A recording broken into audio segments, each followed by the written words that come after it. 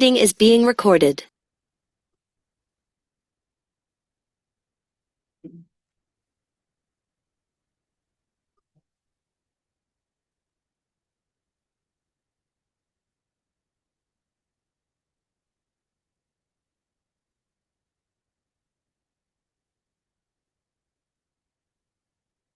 Well, good morning, everybody. It's my pleasure to welcome you all, and it's great to see so many in the audience today. So I think this is a record for this year so far. I guess it's an indication that we're talking about something important. But anyway, I'd like to call our meeting to order, and we'll start as we usually do with the playing of our national anthem.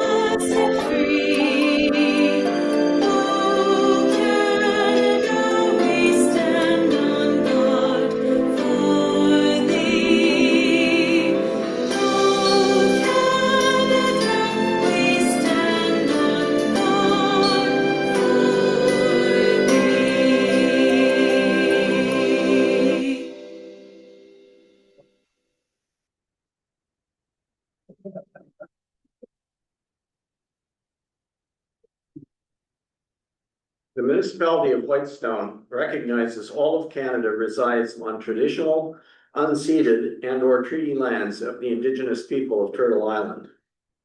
We recognize our municipality on the Robinson-Huron Treaty Territory is home to many past, present, and future Indigenous families.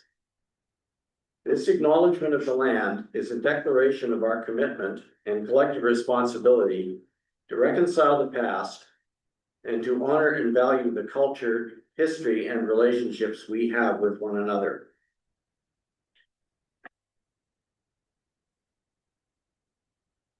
And next, I'd like to introduce the members of council who are with us today, and the staff as well. At the table here in the room, we have Councillor Janice Bray. I'm Mayor George Comrie. And Councillor Joe Lamb is there. We also have online Councillor Scott Nash, and we will have shortly Councillor Brian Woods. He said he would be joining us a little bit late, and we should start without him, but he's planning to come online as well. The staff that we have in the room with us, our CAO clerk, Nigel Black, our deputy clerk, Wendy Schroeder, sitting over in the far corner there. And I'm just looking online to see our fire chief, Bob Whitman, is online. And our planning assistant, Paul Macri, is online. Don't think I'm missing anybody else. So, and once again, I'm pleased to welcome the members of the public who are joining us both here in the room and also on Zoom. We have some. First item, I guess, is to ask if there's any disclosure of pecuniary interest on the part of members of council in today's proceedings.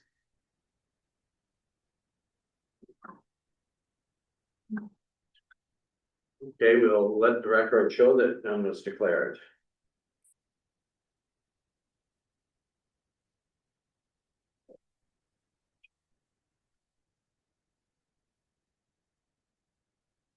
The agenda has been circulated. Can I get a mover and seconder, please, to adopt the agenda as presented? I'll move it, Councillor Lamb. Thank you, Councillor Lamb, seconded by Second. Councillor Gray. Any discussion regarding the agenda?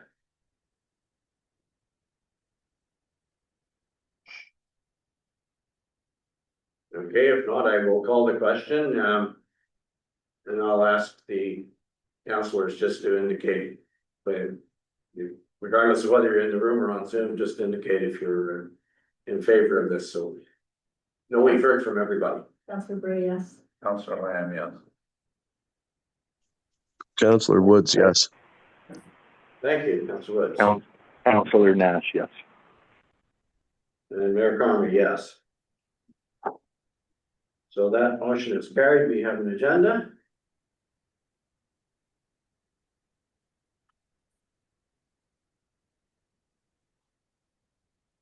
This morning we have two presentations.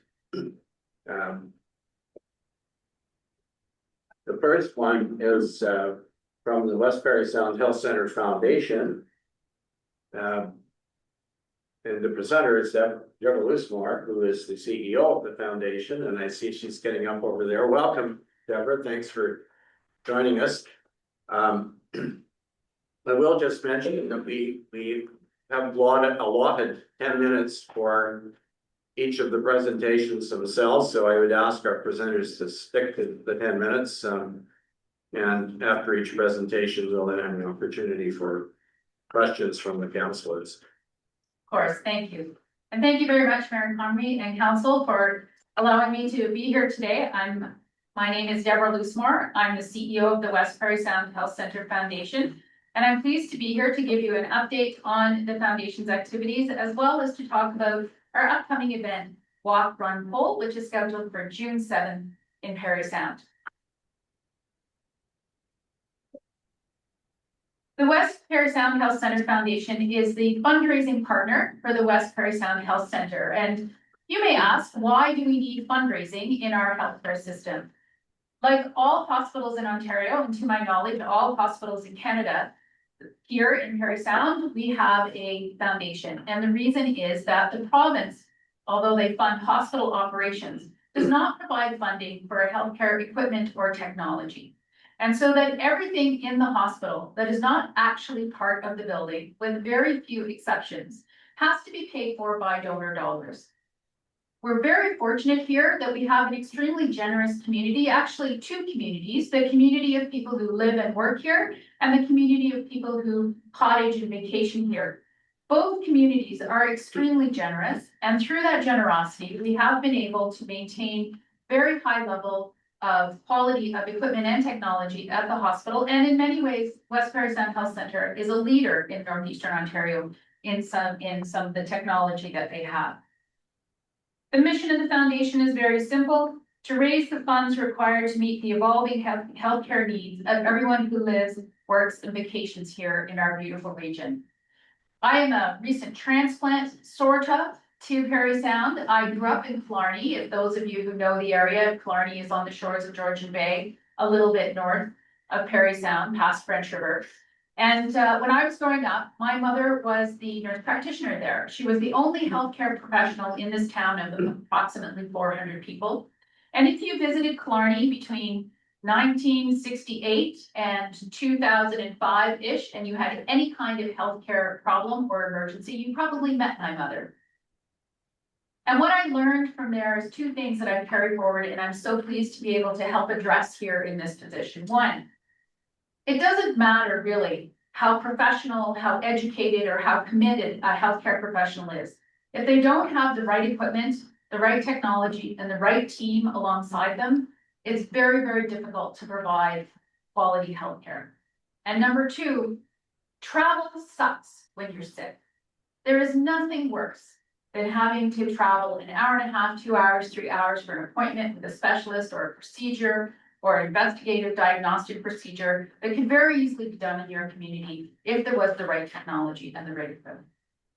And so I'm so happy to be in this position here at the West Parry Sound Health Center Foundation to help to address some of those challenges for all of us who live here in the Parry Sound region. 2020, the foundation has raised $21,248,000. And of that, over 19 million has been transferred to an endowment or to the hospital. Now, you may say, that's an awful lot of money. Why do you still need to fundraise? It's because two reasons. One, equipment in the hospital, like everywhere else, wears out. All equipment that's purchased for the hospital has an end of life date, and for equipment that is critical healthcare must be replaced by that end of life date. And then there's some equipment like the dishwashers, the washing machines, the lawnmowers that we just use until they break and then they're purchased. And the hospital has a very robust system for keeping track of all this equipment. And between now and 2030, there's about $9 million worth of equipment that needs to be replaced. And this does not include new equipment, like some of the surgical equipment that's being purchased right now for the operating room as part of our surgical suite update project, to be able to provide new options for cancer patients, for patients who need urology surgery, for patients who need ophthalmology, and just to bring new updated equipment into the OR. So of this, and where does this money come from? Over 9,000 donors. Some who live here, some who cottage here, and some who are just passing through and unfortunately found themselves in the emergency department and wanting to say thank you. The foundation is a separate charity from the hospital. We have our own board of directors, and like every board of directors, they have a fiduciary duty and they have set our strategic direction. We have 4 strategic statements: meet the ongoing and special project capital needs of the hospital, eliminate the backlog of deferred purchases by 2029, and these are items like the dishwashers and the lawnmowers that are still working but should be replaced. Grow the endowment fund to 30 million by 2050. Our endowment is currently at 5 million, and I'm very happy there's a long runway for this goal because that is a challenge. And of course, to ensure strong governance and accountability policies and practices. And part of that accountability is to connect with the community, and that's one of the reasons that I'm here today. And the other way we connect with our community is through our events, and that's probably mostly what you hear about the foundation on the radio and online and on our Facebook page are the special events that we do. So Walk Run Pole is the first one this year. It's June 7th. It's our 5K community walk or run or hiking pole, bicycle, push your stroller, whatever you'd like to do. It's a kind of event, very traditional, where participants raise funds for friends and family, and all of the funds raised from all our events this year will go to the Surgical Update project. And in the last 5 years, it's raised over $400,000. And some of that money actually we just used this year to replace the cardiac monitoring system in the ICU. You may have heard of the Radiothon on Moose FM. This year it's September 4th. Last year we had a tremendous year on the radio. We raised over $100,000 in one day. Very much hoping we can beat that benchmark again this year. And I do think there's some law somewhere that all hospital foundations have to have a golf tournament as a fundraiser. We do have a golf tournament that's a fundraiser. It's September 19th this year at the Parry Sound Golf and Country Club. Last year we partnered with the Hospice Parry Sound, and we'll be doing that again for an event called Lights of Love, which was an opportunity for families to recognize people who have passed away. And they provided their name and picture, and we did a light show on the outside of the hospital for a week in November. It was very moving. I don't know if you're aware that Donald Sanderson, the CEO of the hospital, plays the bagpipes, but he came to the event and he did played the bagpipes and piped the group outside, and then played Amazing Grace while the presentation was on. And many people who were there felt it was so important, even to recognize people who may have passed away several years ago. And now they are at a different place in their grieving, and what really we're pleased to be able to acknowledge that they still remembered and still loved these people. And then this year we are doing something which is a little bit different for us, and that it is entirely focused on cottage country, and that is the Classic Boat Tour and Auction. We have 23 people who have donated their antique classic boat and themselves as driver for boat rides on Lake Joseph and Lake Brazos. We're auctioning off these unique boating experiences, and that auction actually is running right now. And all of this is so that we can continue to meet the capital and equipment requirements of the hospital. Now, fundraising is very competitive. You may not think of the charitable sector or fundraising as competitive, but even for those of us who are philanthropic, and not everyone is, statistics show that only about 17% of Canadians actually claim charitable tax donations on their tax returns each year. So not everyone makes donations, and for those who do, there are many charities, many options that they have. And so we really want to focus on innovation, in reaching communities in different ways, in building relationships and on growing the foundation, because that's how we future-proof healthcare here. That's how we make sure that the hospital maintains the standard of excellence that it currently has. And that the relationships that we currently have exist and continue to grow and deepen. And of course, accountability. And as I said, this is one way that we meet our accountability requirements in that I am here speaking to you and able to answer questions. We also, of course, make documents public and I'm available at any time for any conversation about the foundation.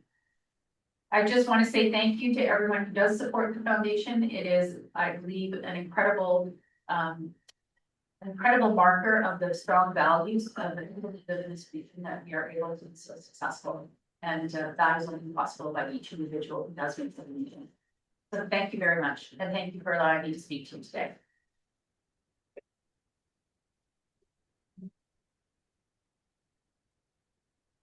Thank you, Deborah. Are there any questions that council would like to ask? Councillor Lamb. Yeah, thank you, and thank you, Deborah, for coming out. The hospital is obviously very important to the whole area. And thank you for your volunteerism on the board. So in Whitestone, we obviously have a nurses station here, and I happen to be the council rep on a thrift shop out here, and they raise somewhere in the area of $18,000 a year, and then they give out at the end of the year. We have a meeting and they give it out to various charities, right? One of them is the foundation. One of the issues that they've always had, and indeed I've heard from many ratepayers, is if I give to the foundation, how can I earmark a piece of equipment for our nurse station? As opposed to just throwing it into a bucket where it could get spent anywhere. And again, I'm sure wherever it gets spent is well needed, but in some ways charity begins at home. So is there a way that can be accomplished? Yes, there is, absolutely, and it's quite simple. You simply need to note when you make your donation that you would like it directed to the nurse practitioner led clinic here. And we have a special fund for each nurse practitioner led clinic called a restricted fund. And any donation that is made with that restriction placed by the donor goes into that fund. And then 100% of that donation is spent back by the hospital in that clinic. Well, I would suggest to our staff that we post that information on our website, and so that people know, and maybe put it in our newsletter that goes out to all ratepayers, so they're informed of that. So that's the only. May I add one thing? Yes. It is also, you can also make that specific donation on the foundation's website. There is an actual page dedicated to the nurse practitioner led clinics. And if you donate through there, you can designate, if you donate online, you can designate it to a specific clinic. And can you get all that information to our staff so they know Absolutely. what to post and what? Okay, thank you very much again for coming. Okay, thank you. Other questions? Councillor Bray. I don't have a question, but I do have a comment to say that when I found out I had cancer, I could have everything done here in West Curtis Sound at the hospital except radiation, and it was fabulous to be able to not have to go too far. And I do appreciate that.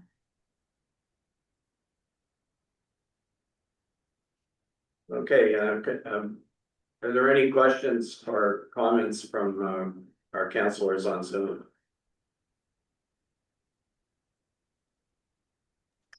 Mr. Mayor, Councillor Woods, just like Go ahead. to say thank you from the representative that came from the West Prairie Sound Hospital Foundation, and any expanded services or new equipment that we could get in the hospital would be a fantastic thing, especially for somebody that has to use the hospital so often.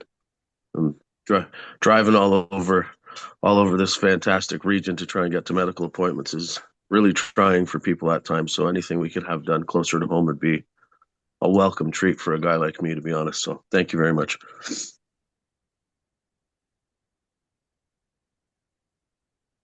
Okay, thank you. Anything else? Councillor Nash? Thank you. Well, thanks again, Deborah, for joining us today and bringing us up to date on the foundation. Very important. Our second presentation is by Graham Keane. Graham is a cottager on Washcash, and he's here to talk about, I think, about flooding on Washcash. So Graham, welcome, and the floor is yours for 10 minutes.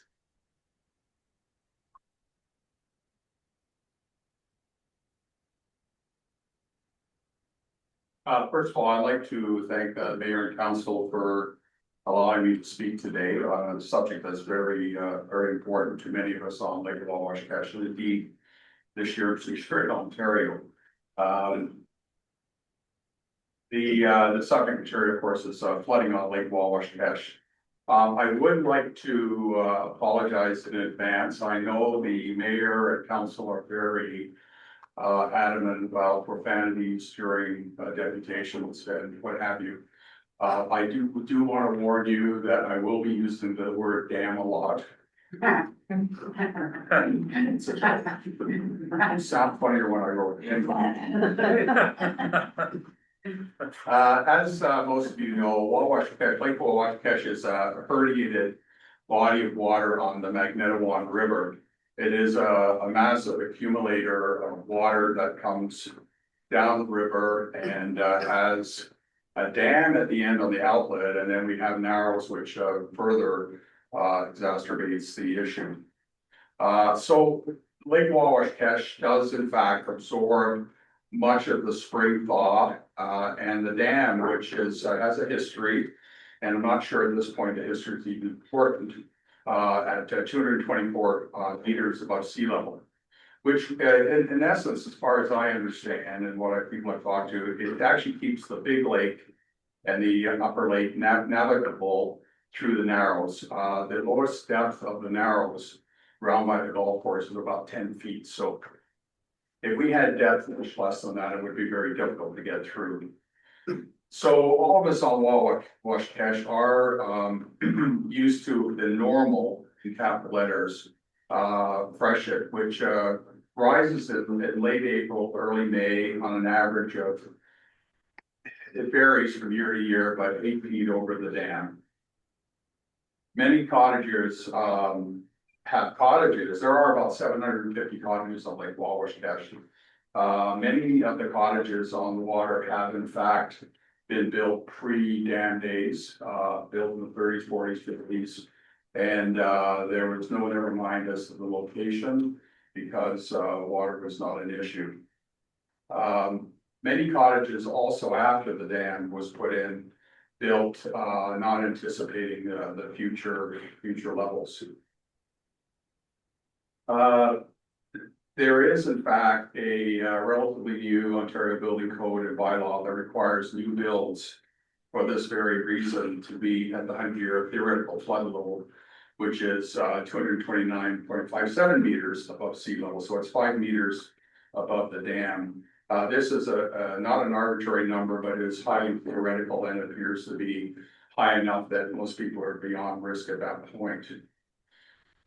So we see abnormal freshet levels, but there are what we call abnormal, and abnormal would be, for example, this year, where and all Ontario suffered from this.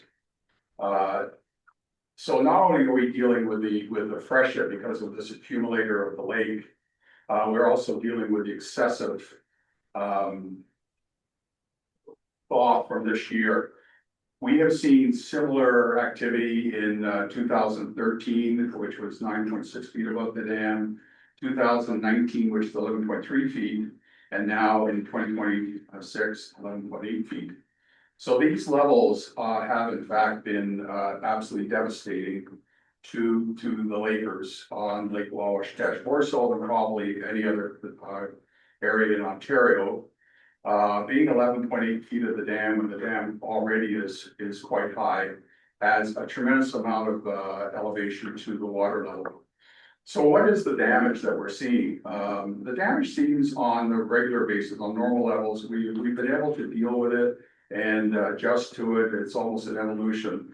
But when we get what we see this year and in previous years, it's damage obviously to buildings where buildings have literally been lifted off the foundations, full contents, furniture, what have you.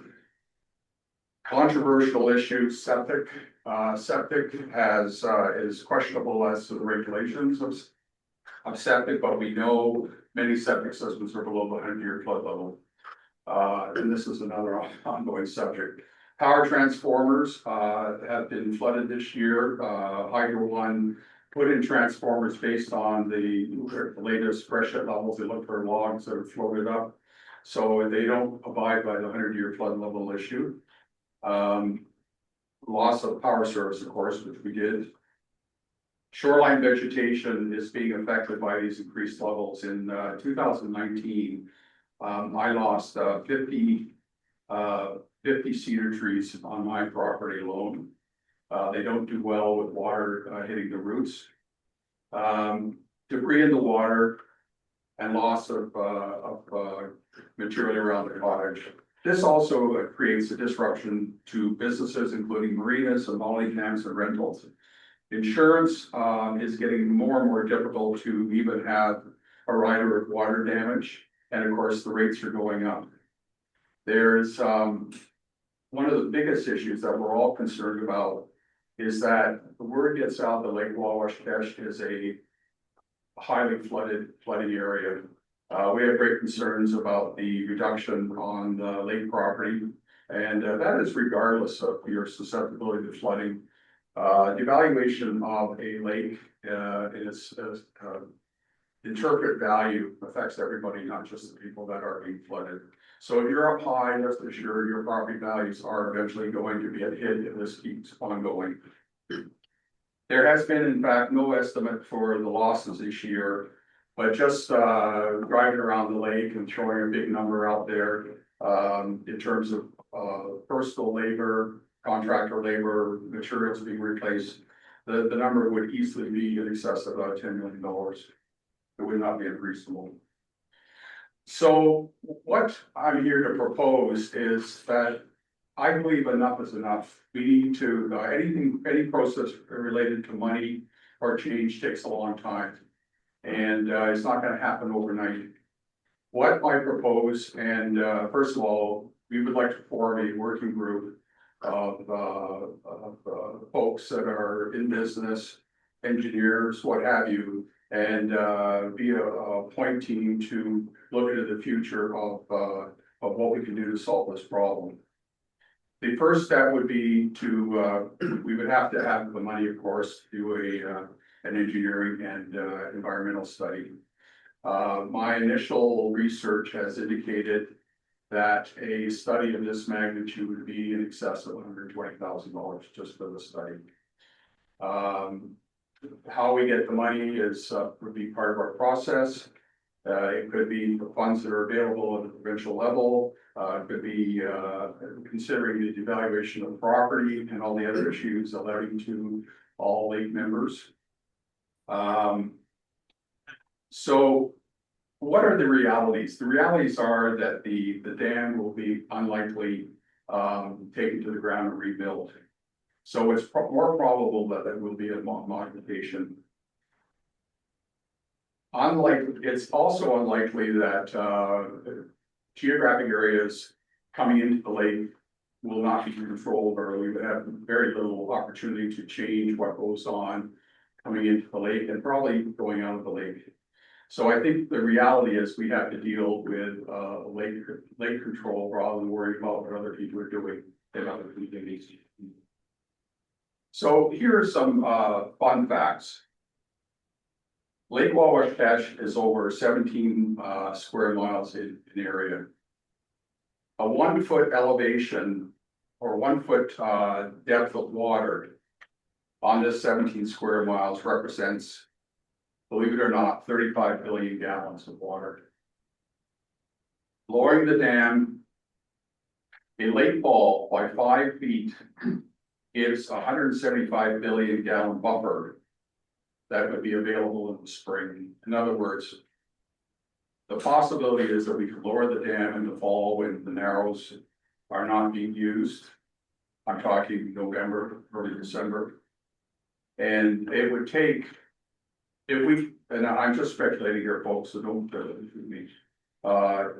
If we put as an example, a 5x5 gate into the dam, probably be more.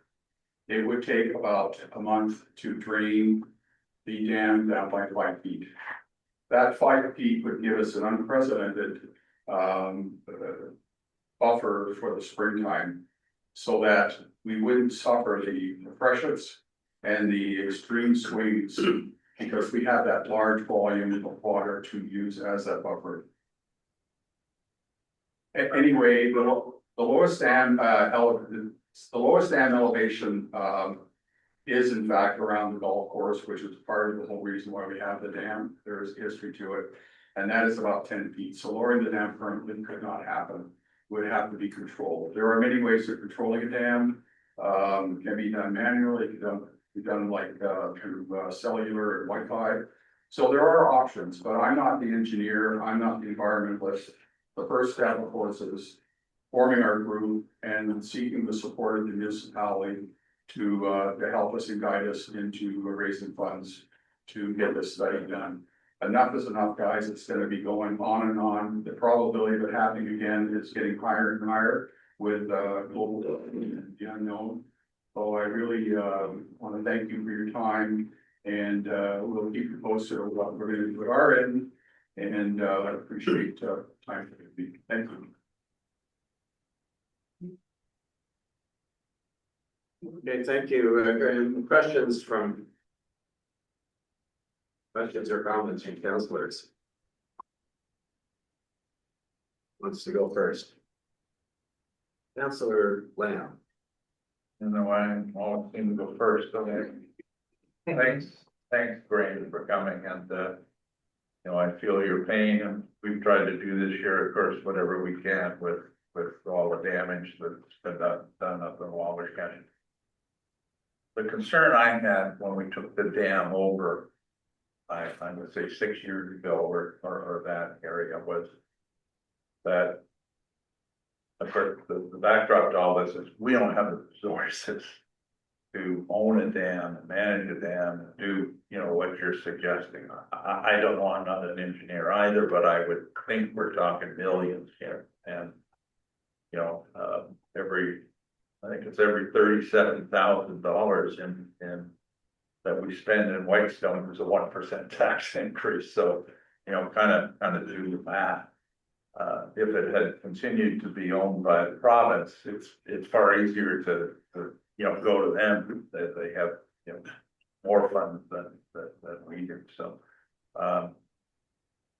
it appears to me that there's two things. This is like a funnel. So you've got the inflow into the lake, and then you've got the outflow, right? I don't know what the group, if it's formed, could do about the inflow, right? Because you go out the Magnetawam River system, and you know, all they do is dump all their water and don't give to the Wabash Catch, I don't think, or even think about it. So I'm not against a working group, but at some point you have to make sure that you're not doing a whole bunch of work that's never going to be fun, right? That we don't have that deal, right? So the first thing that probably would need to do is to get some sort of government funding, and I think the presentation on how we do that, I'm not exactly sure, but certainly it's a problem. I don't know enough. I'm not an engineer.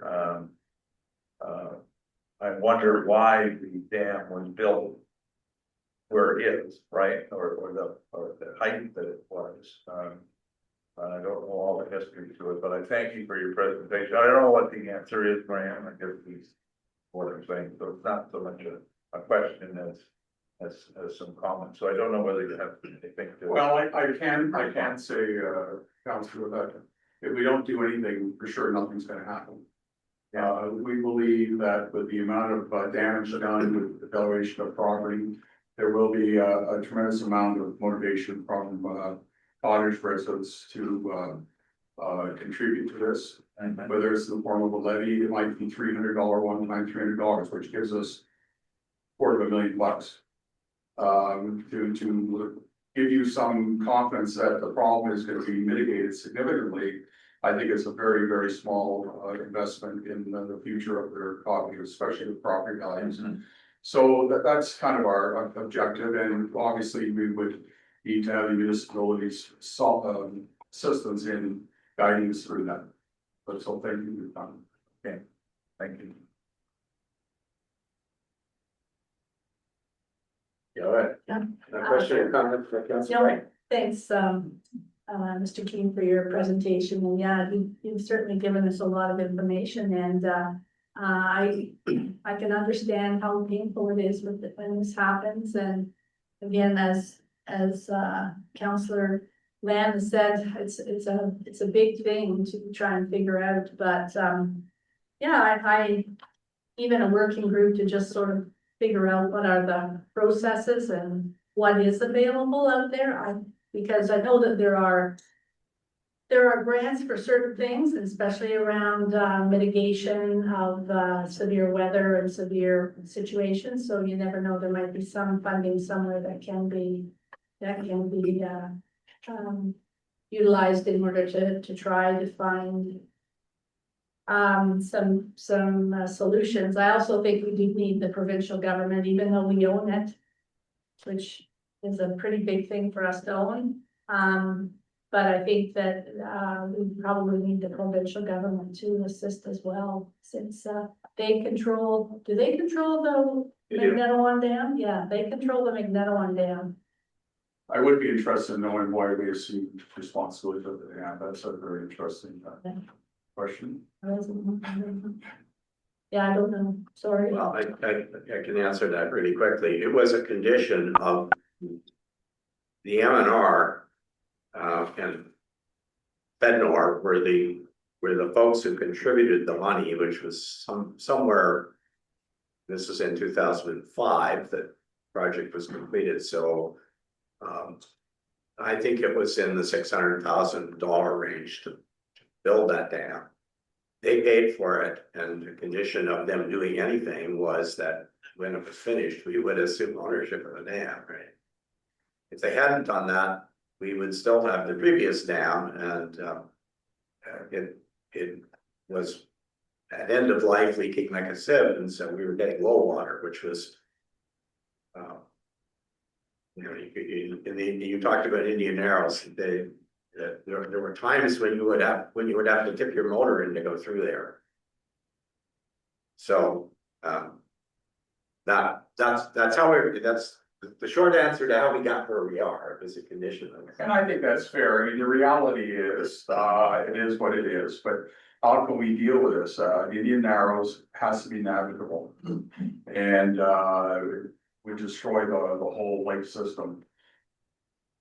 But in November, December, we can lower the lake, and it's a matter of coming up with the money. The people that are volunteered to be on this committee at OMS, they're aggressive, very knowledgeable engineers, all kinds of people. And we just want a shot at going at this and saying we did the best. That's really what it is. Okay, well, I do have a few other things to add to this, but I want to see if any of the councilors that are online have questions for you. Mr. Mayor, it's Councillor Woods. Go ahead, Councilor Woods. Thanks, Mr. Mayor, through you. Graham, thanks very much for your presentation there. It's a lot of information.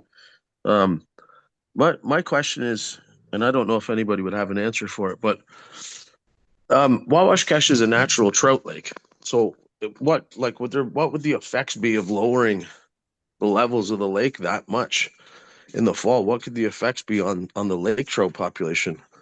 And I mean, like the rest of the wildlife in and around Wawashkesh.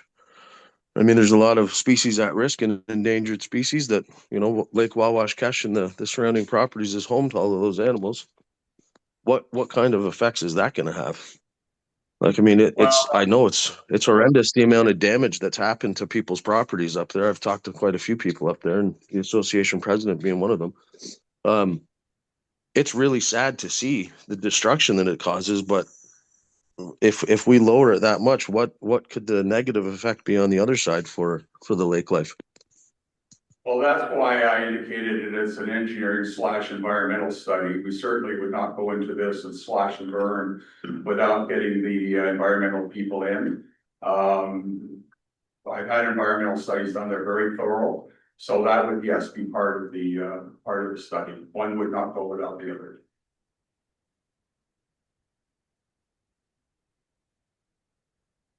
Okay, thank you. Any other questions or comments?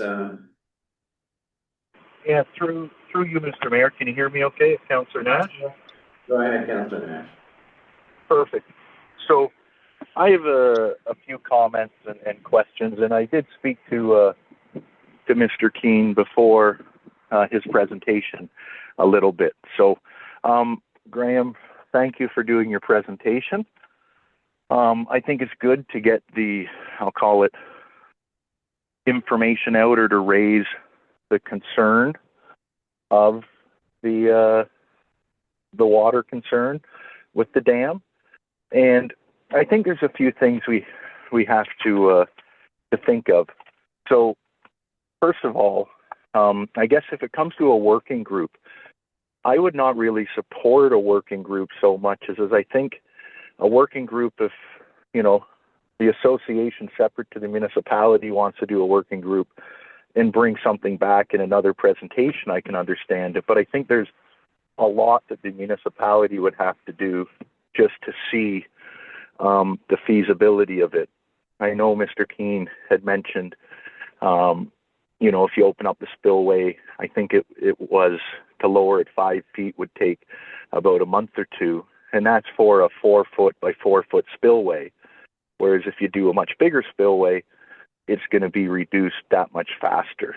But I think Councillor Woods made a good point. You know, there's special flora, special fauna that we're always spoken about the lake. It's in our official plan how critical it is. The lake's a lake trout lake.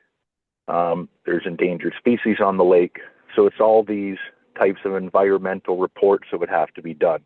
So I think before really anything gets done, council needs to decide if the who, what, where, when, I'll call it, the can it be done, who would be doing it, why would we be doing it, how much might it cost, these types of things. And I think that would be done through an RFP going to a consultant and having them come back to us as to what can be done.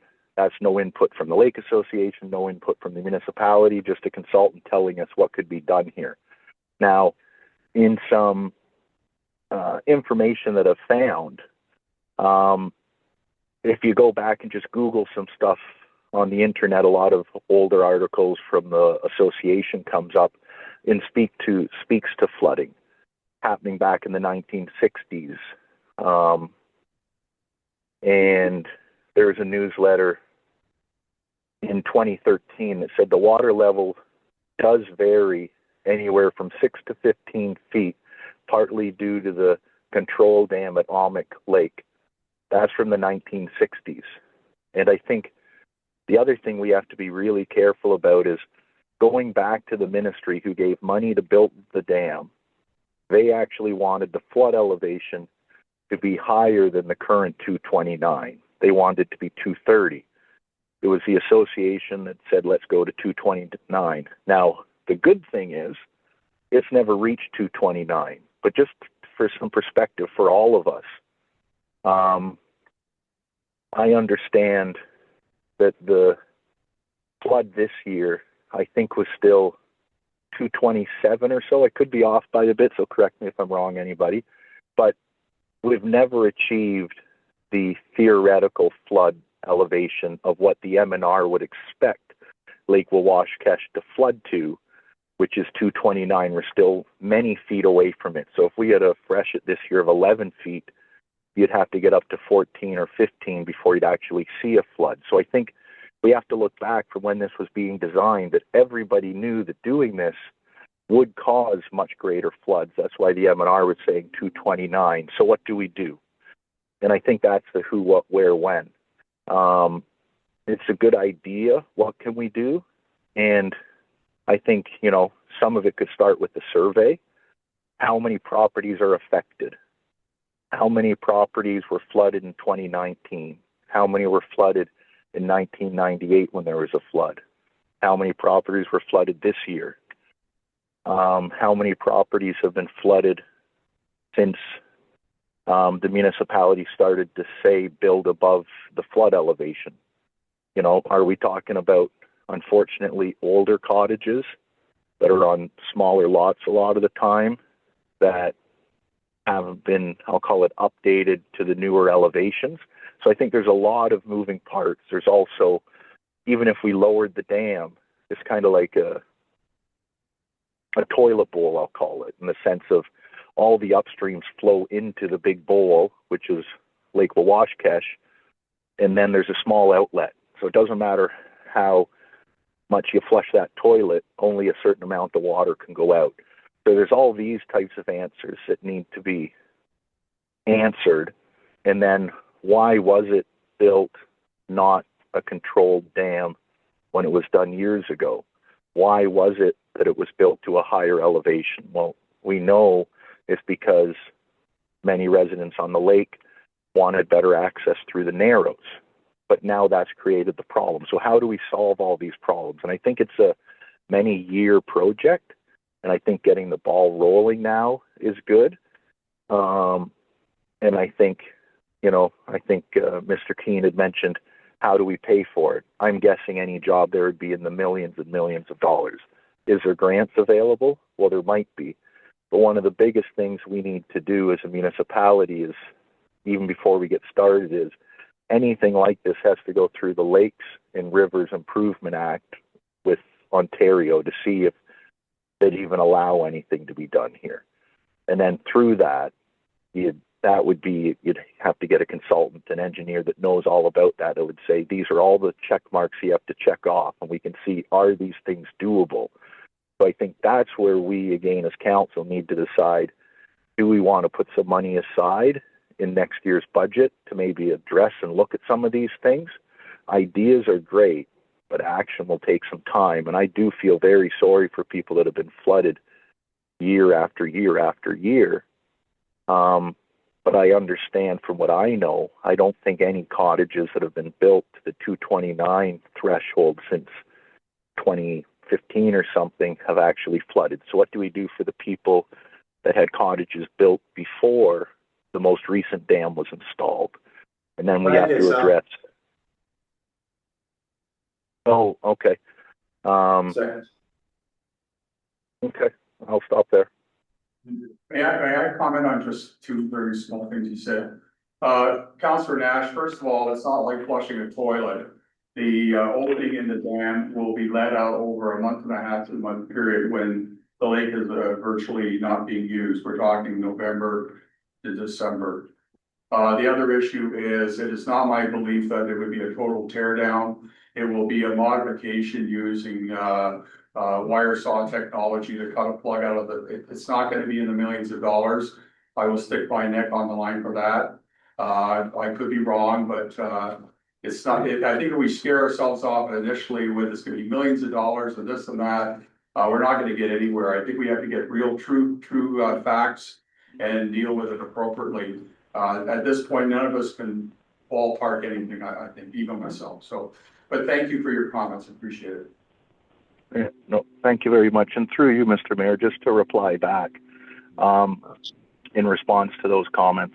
So the budget for, let's use Gooseneck Dam as an example.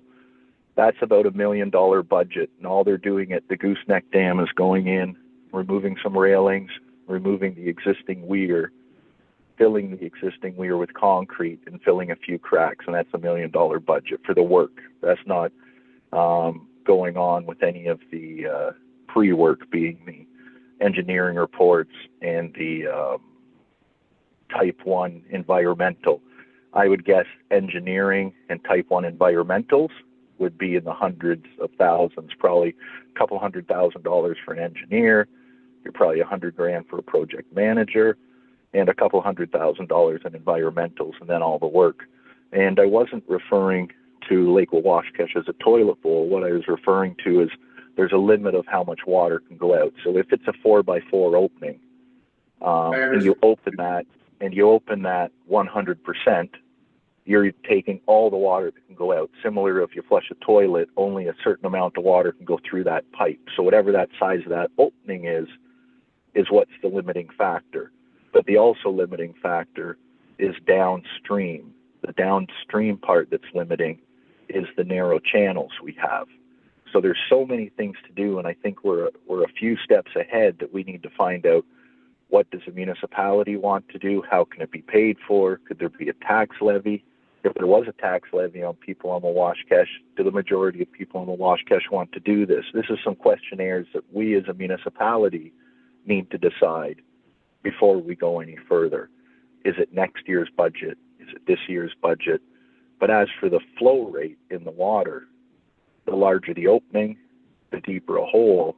But as we know, I think this year it topped out at about 11.5 feet. And within 10 days, the water level was down, many, many feet. So it's not a month long. If what we're talking about is doing a much smaller opening, is that the right way to do it? Well, that's something only an engineer, before we suggest stuff, it's only something an engineer could provide to us, which would have to do through an RFP and a public process once we decide if we want to do it. But I think it's great that we have the information there for us. I think it's great that you've raised the concern. And I do think there's stuff that now council needs to do in separate meetings to find out where we go from here and how do we want to address this and what funds may or may not be available, and does the government would the government allow anything to be done here? And I think those are all things that we need answers to, as I said before we go much further here.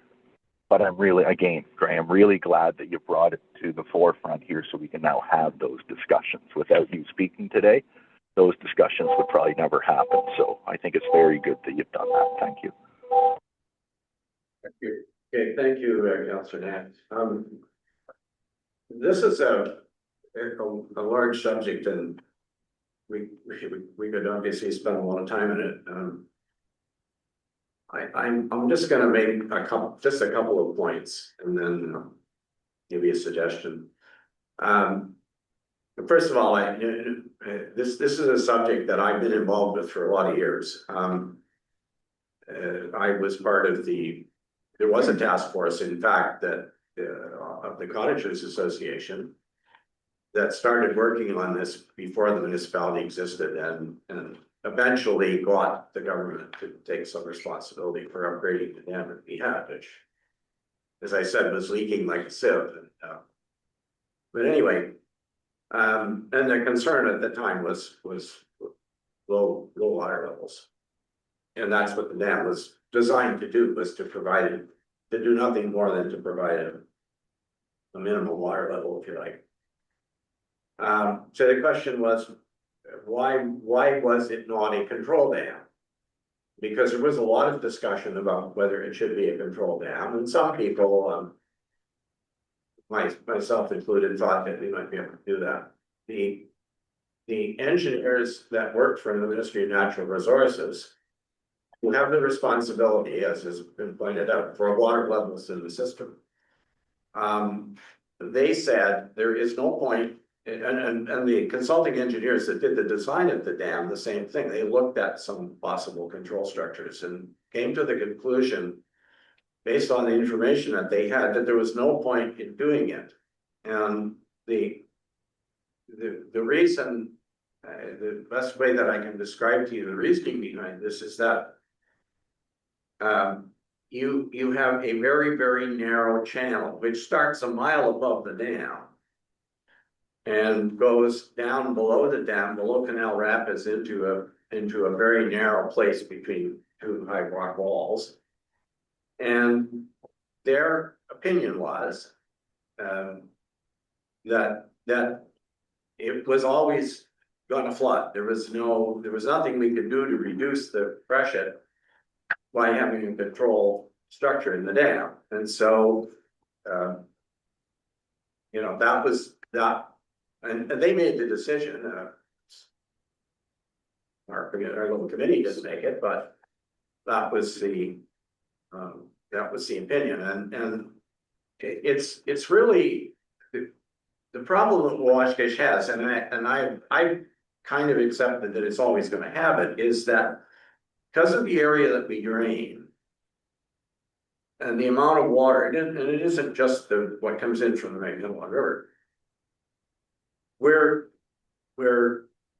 always gonna get into the situation where it comes in faster than it goes out. And that's what you've seen. If you looked at that, as Councillor Nash just said, the water peaked very quickly and then went back down to now it's just sitting at 2 feet above the dam, of this whole 11 feet. So 11 and a half feet. So, that I think is something that would have to be looked at from a hydrological point of view. And you'd be interested to know that after the last flooding like this that we had was in 2019. And after that, we started to look at this question again. And there was one of the cottagers on Owashkesh, who had he was a professor of fluid mechanics at Master, had a friend who was probably Canada's leading expert on flood modeling at Waterloo. And he engaged him to do some modeling to see what would happen. And if there were things that could be done to improve the sort of management of the river flows that would try to mitigate what was happening. And we did not come to the conclusion that the problem could be solved by doing what's being suggested. Now, the exercises didn't get finished in a formal way, so this is just people volunteering their time and expertise. But I think that the first thing we should do, I looked around when I knew we were going to be talking about this. I looked around to see if there was anything on record from the MNR where they had arrived at this conclusion. And I couldn't find anything. So I think what we should do is we should ask them. Because there is data on flows from the two federal water stations that are, one of them is at one of them is at Steve, and the others, and the other one's on Steve, and the other one's at Brett.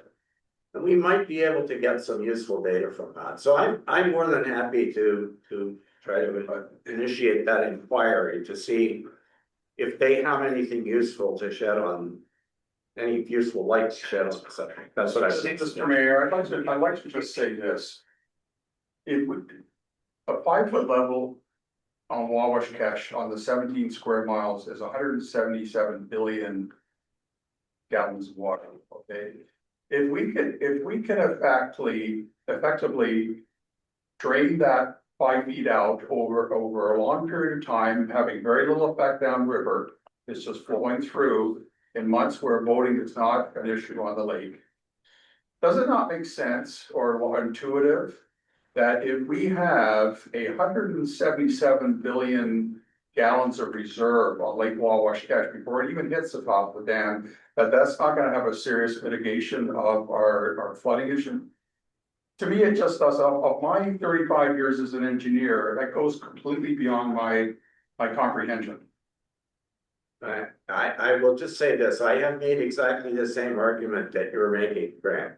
Well, But I have had it refuted by people who know more about the subject than I do. That's all I guess I'm not saying no, your ideas was a bad idea, but I think there's a We're better work than to have that. improvement, right? It's I don't buy it. I think it's absolute nonsense. But anyway, but I thank you for your time and I thank you for your comment. Mayor, I know that have a long history of all this, so I appreciate your comments. Well, thank you very much for coming, and I think we got a fairly big agenda, so we will need to move on, but Thanks, Frank. so we do have a couple of planning matters for which we would like to move into committee of the whole. Oh, sorry, before we do that, you're just getting ahead of myself here. Arising from the presentations and delegations, could I get a mover and seconder, please, that council hereby receives the information provided by the West Parry Sound Health Center Foundation with thanks. Moved by Councillor Lamb, seconded by Councillor Bray.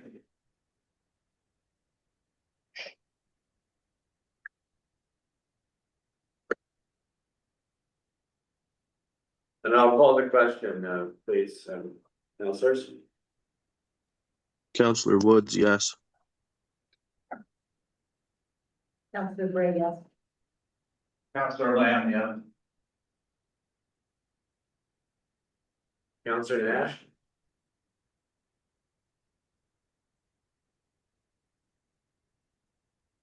Oh, okay, Mayor Connery, yes, well, the motion's carried. I think that's controversial.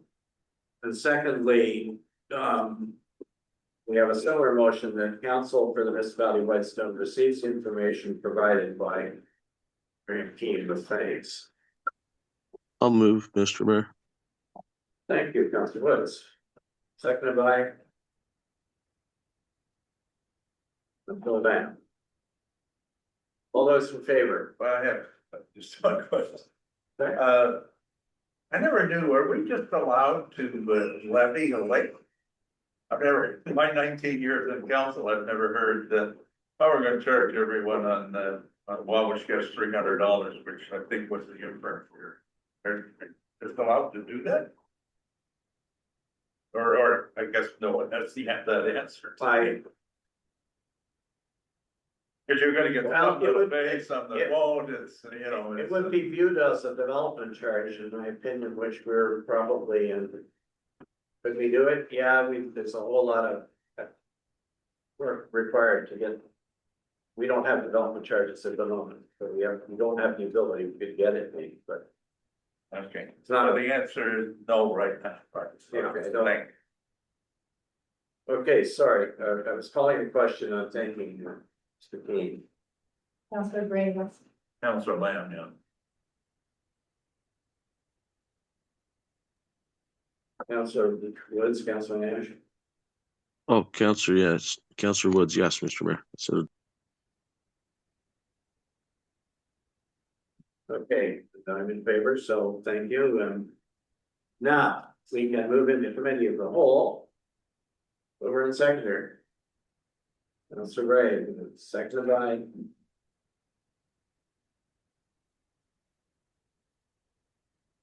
Councillor Lamb. I'll second, Mr. Mayor. There, I got Councillor Lamb, ready, thanks. All those in favor of going into committee of the whole. Councillor Lamb, yeah. Councillor Bray, yes. Counselor Woods, yes. Mayor Connery, yes. And it's 11:10. Wait, hang on. Committee of the whole. We're in committee of the whole simply for the reasons, simply to enable us to have receive reports and have discussions without having a motion on the floor. The first item is a consent application. The applicant is Mr. Rector.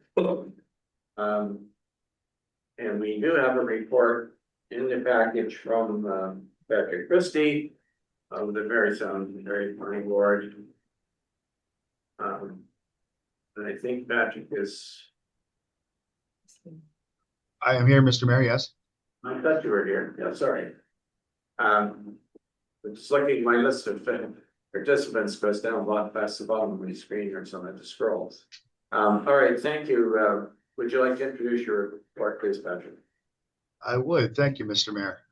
This consent is for the creation of one lot on Lorimer Lake that is accessed from Trail Road. The proposed consent would create a lot that exceeds the minimum frontage of 90 meters. It would be 137 meters of frontage for the severed and 161 meters frontage for the retained.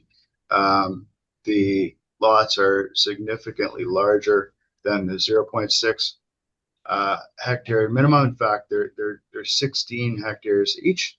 The existing conditions on the lot, there's an existing cottage and garage on the retained lands and nothing on the severed lot. There is a low-lying area in the middle of these lots, but there is a significant amount of area, buildable area, closer to the lake. The official plan designation is actually split on this lot because of the road that runs through it, Trail Road. I believe that's why the front area with the lake frontage is designated waterfront and the back designated rural. The applicants have had a environmental assessment done by Rakowski Nielsen Associates because of the official plan policies for Lorimer Lake, and Gordon Nielsen is on the call, as are the applicants. So happy to answer any questions, and if you have any questions for the applicants or Mr. Nielsen, they're on the call as well. Thank you.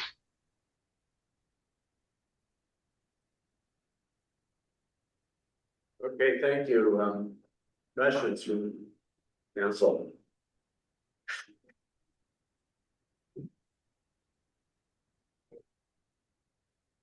By the way, I noticed while we're waiting for some questions, I noticed that there is a reference in your report, Patrick, to 143-page report.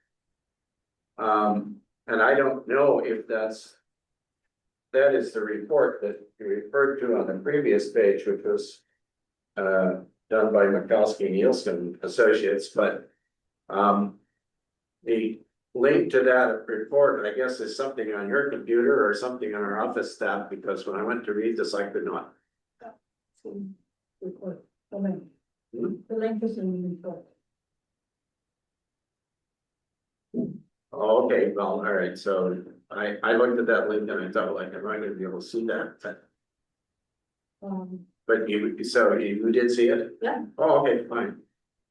And that is the report, that's, all right, I'm sorry, when I saw what the URL for the link was, I thought, oh, I'm not gonna be able to see it, so I didn't click on it. Are there questions on this?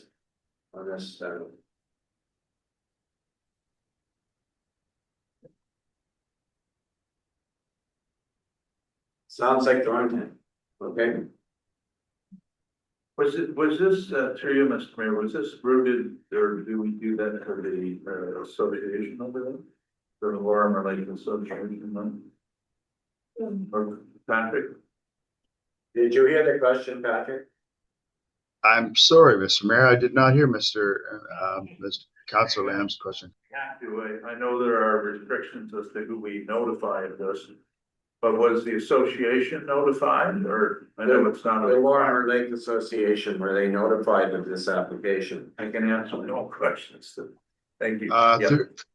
Through the mayor, no, Councilor Lamb, they were not circulated. I know in the past we've had a policy to circulate, but since it's not required under the Planning Act, I did not do that, especially since the revisions and changes to the Planning Act restricted those who can appeal. I only circulated to the 60-meter requirement. Yeah, thank you. And of course, it more than meets the requirements right now. I think it's what, 137 meters or something in front of it. Absolutely, it does. Yes, it exceeds all of the minimum standards. Thank you. And following this, it'll go to our planning board, meeting this month, I take it, right? Yes, Councilor Brandon. Thank you. All right, if there's nothing else, when we come back out of committee of the whole, we will get some motions relating to this. So moving on to 5.2, this is an application to purchase a shore road allowance. And in this case, we have a report from our planning consultants, MHPC. And I did see Jamie, yes, Jamie Robinson is online. So Jamie, if you'd like to introduce your report, please. Certainly. Thank you, Your Worship and members of council. This application is by the Price family, and it's an application for purchase of shore road allowance on Gooseneck Lake. It's a fairly straightforward application. If you don't mind, just again, it's on Gooseneck Lake.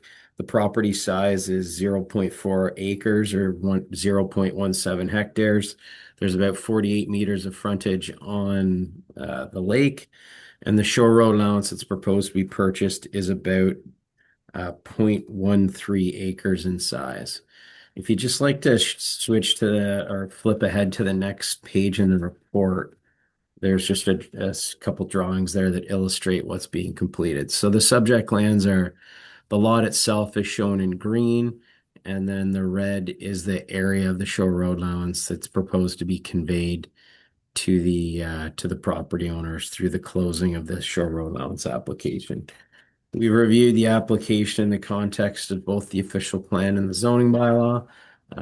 The proposed addition of these lands to the lot would conform to the official plan and subsequently comply with the bylaw. Our recommendation is that this application be approved by council, and then these folks could undertake the necessary steps to have these lands become part of the subject lands through the finalization of a reference plan. If there's any other questions, I'd be happy to do my best to try to answer those. Thank you, Your Worship. Okay, thank you, Jamie. Questions from council? Councilor Lamb. Yeah, thanks, Jamie. I'm looking at page 23 of 255 in our agenda. Yes. Page 2, I think, of your report. Below the aerial photograph, there's between number 7 and number 6, there's a strip of land. And I've got a question mark. What is that? That little strip, you see what I'm referring to? I do see it. I'm not sure what that is. I didn't look into that as part of the review of this application. It could be an easement of some kind, but I'm not sure. But again, it's not a public access, is it? Like, my concern is that we don't sell shore road allowance where the public can get to it. We've never, in my opinion, ever done that. So if that is owned by the public, either Crown Land or we own it, that access that shore road allowance, that would nullify this, but I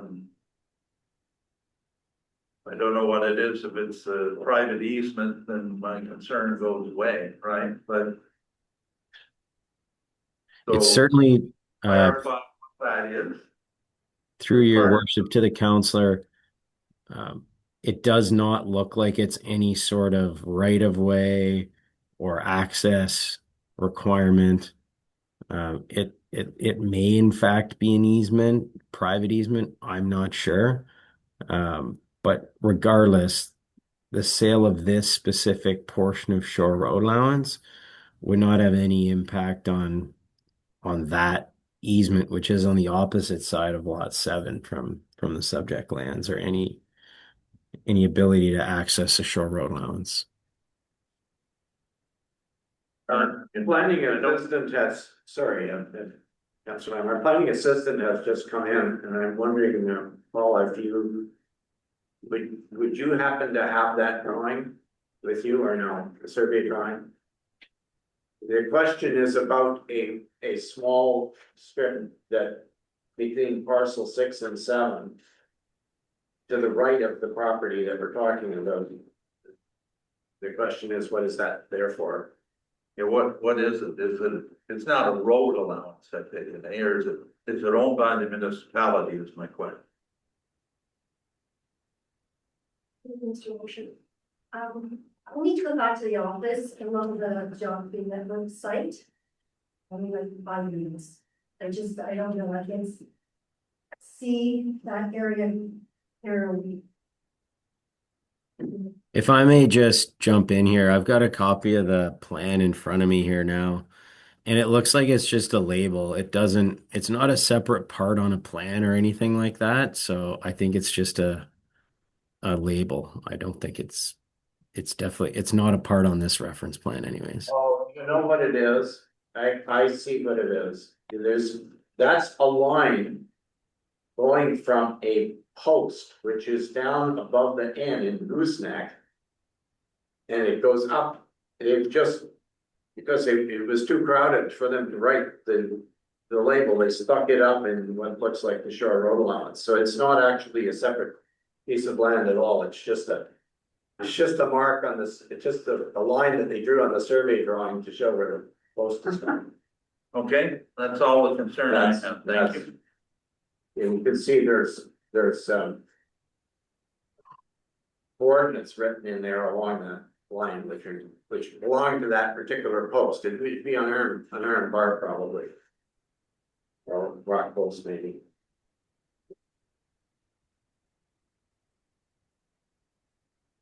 So are there any other questions about this, that you want to ask about this particular application? Mr. Mayor, I have a question. Yeah, go ahead. Thanks through you, Mr. Mayor.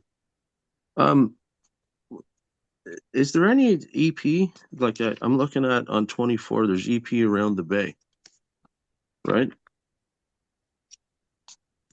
Did we not, is there not, do we not require an assessment of some sort? Isn't that what just came across in a previous file recently?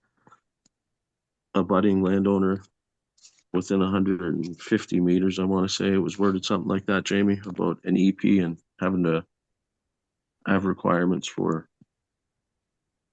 assessments. Through your worship to the counselor, there's EP further down the shoreline from the subject property, but nothing in front of the subject property. In terms of the sale of the Shore Road allowance, like it doesn't confer additional development rights, so there's no requirement for an EIS to be undertaken in accordance with the OP.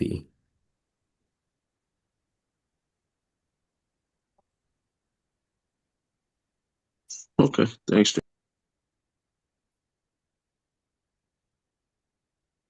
Yeah, the note in the report refers to it as type 2 general fish habitat, which if it was type 1, maybe that would perhaps cause us to require it to be investigated, but okay, if there's nothing further on this. Through you, Mr. Mayor, Councillor Nash. Okay, Captain Ed, go ahead. Thank you. I just have a quick question. And I know recently we'd passed the new fees bylaw. So I just wanted to confirm with staff, I guess, will this be the first application we're processing with the new fees associated with the Shore Road allowance purchase? Thank you. Our planning assistant is nodding her head, so your answer is yes. Okay, thank you very much, Mr. Mayor. I just wanted to see if that was the case or not. So thank you very much. All right, if there's nothing else on this one, we then have another not exactly a planning matter, I guess, but an item on the bylaw enforcement process. Which has come up for discussion before, and we have a report prepared by our CAO clerk, so Andrew, if you would like to take this one off, please. All right, thank you, your worship. As you mentioned, council several times have discussed bylaw enforcement practices in over the past year at least, and maybe beyond that. In having a look at I guess what guides the bylaw enforcement department, what I found is that we have very limited information on our website. We do not have a good, clear process in place for bylaw enforcement in terms of how a complaint will be received, how it is processed, the timelines that would be associated with it, you know, et cetera, et cetera. So I've started a process to develop a policy, and what I've included in the council agenda today is just I guess what I would call a framework for what that policy might look like, and some of the things that I would like to include in it. And I know this has been raised by several members of council over the recent months and year. So I just wanted to give you this framework at this stage in the very preliminary draft stage, and get your thoughts on it, get your direction on any other things that you would like to see included. I have not yet drafted a policy. I have not yet drafted the complaint forms. But I wanted to get council's input before I undertook that process. So the report is fairly brief, but I think it gives you an idea of the direction I would like to head for bylaw enforcement. I'm just looking for a little bit of input. So with that, I'll leave it to you and I'll answer any questions you might have. Okay, thank you. Floor is open for questions. Yeah. Through you, Mr. Mayor, Councillor Nash, if I might. Go ahead, please. Thank you. Nigel, thanks for your report. At first when I read it, I was like, where's all the rest of the information? But as you said, this is just a preliminary start to get it out there. And I know this has been something that Councillor Wood has been saying for several years, I'm going to say, and more recently I brought it up several times, that we need some standard operating procedures when it comes to this and many other things. So I'm really glad to see that staff was hearing what was being said, and that staff will be looking into this. I'm sure you'll have to engage some professional help, possibly a lawyer for some legal stuff to do with it. And I think just to go over a very simple example, let's say somebody's phoning about litter at somebody's house. Let's just call it that.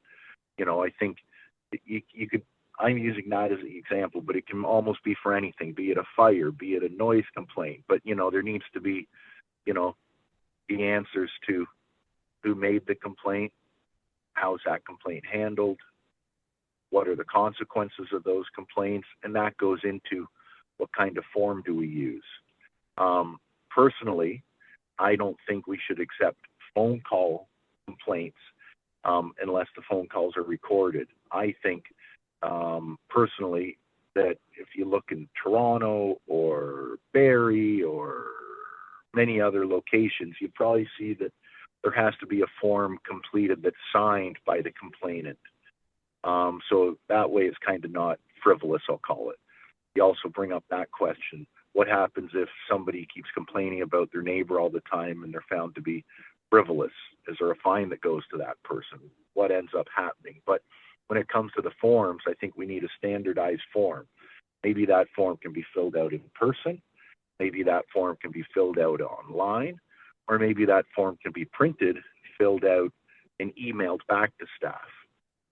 But I think we have to start with that, what's on that form, and then, you know, does the form get a number? How long does a bylaw officer have to attend the site? Is it within 2 hours or within 2 days? What's the turnaround time for an investigation? All these types of things are all the things that need to go into this standard operating procedure, down to, is a bylaw officer showing up during regular business hours? Is a bylaw officer wearing a uniform? what information is provided to the site that's visited. There's so much info, so I'll leave it with you, Nigel, but it's good to see that it started. I know one of the number one complaints that I've heard since I've been on council is they don't know what happens when they make a complaint. It kind of goes to the wayside and nobody ever hears back, and it takes too long. So I think this is a really important thing. I'll leave it there. Hopefully this can come back, and at the same time, I know it's going to take several months before you can get something back to us, because there will be time that'll need to get put into it. Thank you, Nigel. Okay, thank you. Other questions or comments? Councilor Bray? Oh, Councilor Lamb? Yeah, thank you. Thank you, Nigel, for this report. I have several sort of suggestions, I guess, here.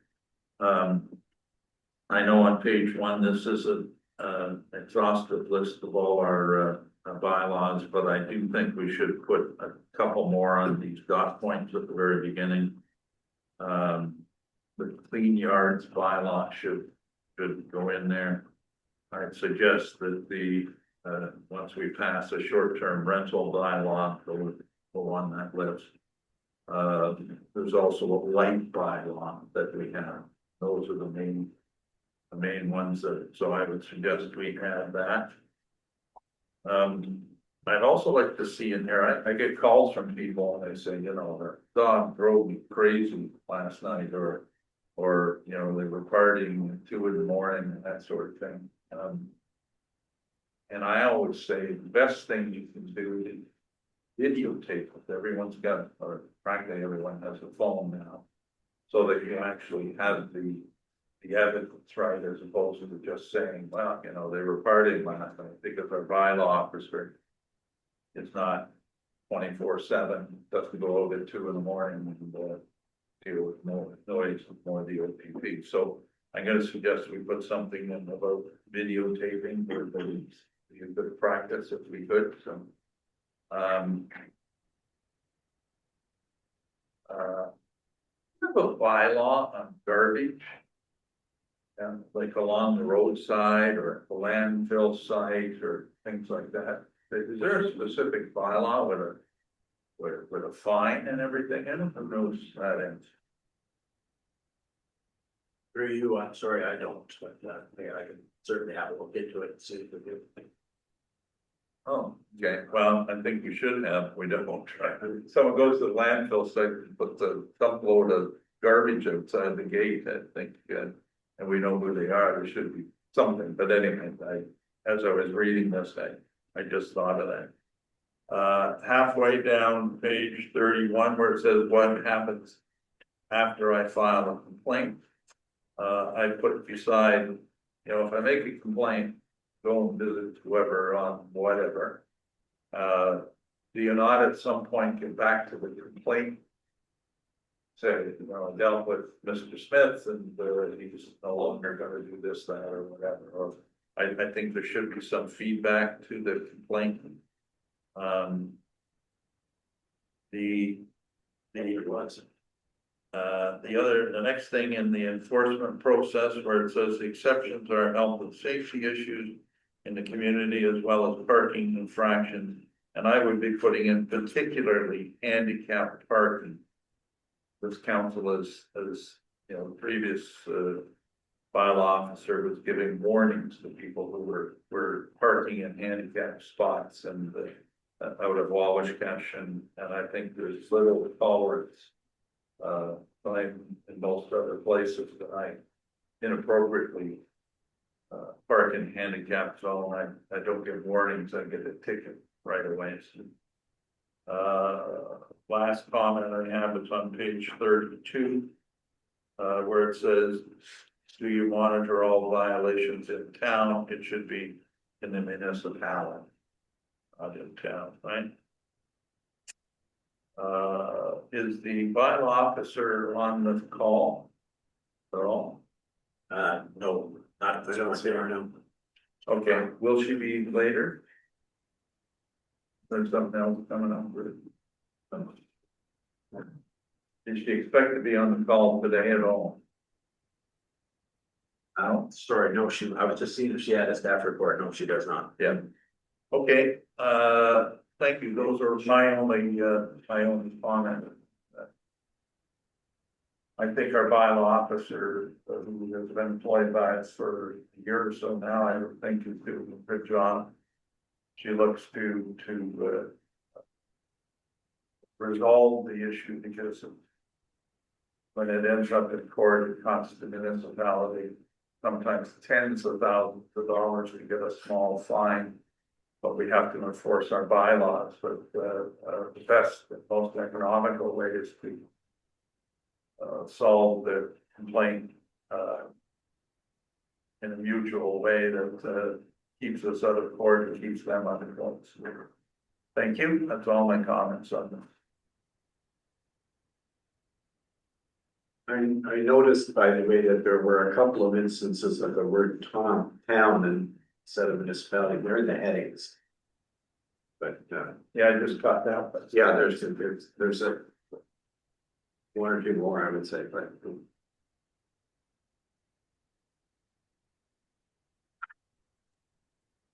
That's cosmetic.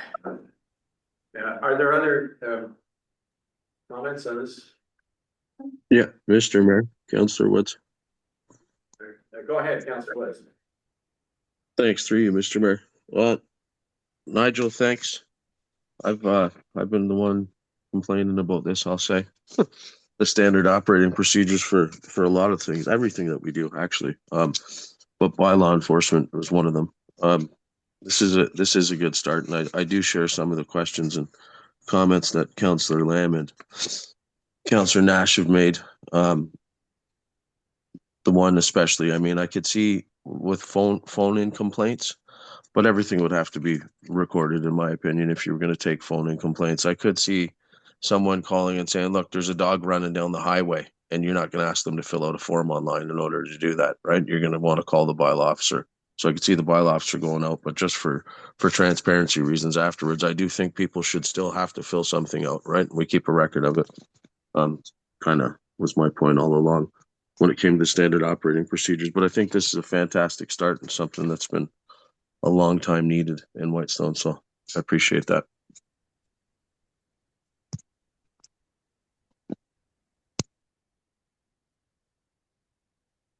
Well, if there's nothing further, I think this is a good start and, we encourage our staff to carry on with their. I just want to point out that we will not take an anonymous phone call, right? There's no action, someone just, complaining about someone that doesn't identify themselves. So if there is a phone option, then they have to say it's, Joe Lamb from wherever and then identify themselves. And also, it's important, my experience with bylaws, people say, well, I want to call you to me, and you make like, right? I don't want to call on my neighbor, right? And but bylaw does not go out and say your neighbor called or Mr. Smith called or whatever. They keep that confidential. The only time it would ever be divulged would be if it ended up in court. And that's why counselors can't necessarily make a complaint because it would be thrown out of court if I said, Johnny Smith called me about a dog over wherever and I actioned it, that had the actual person that is aggrieved, I guess. But anyway, again, good start on this. Hopefully you'll take the comments back and maybe bring a second draft or something. I suspect is what's going to happen here. Is that the action item? Through you, your worship, that is exactly the intent, is to take back the comments today, work them into the framework that you've already seen, but also include some additional documents, which would be a full-scale policy, including the forms necessary to have a good bylaw enforcement process. So that'll all come back to you in a separate meeting for adoption.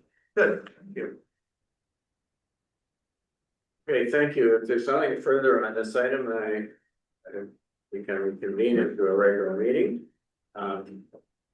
Need a mover and seconder, please. Councilor Lamb moves, seconded by I'll second, Councilor- Mr. Mayor. Okay, I'll take Councilor Woods to say. All those in favor?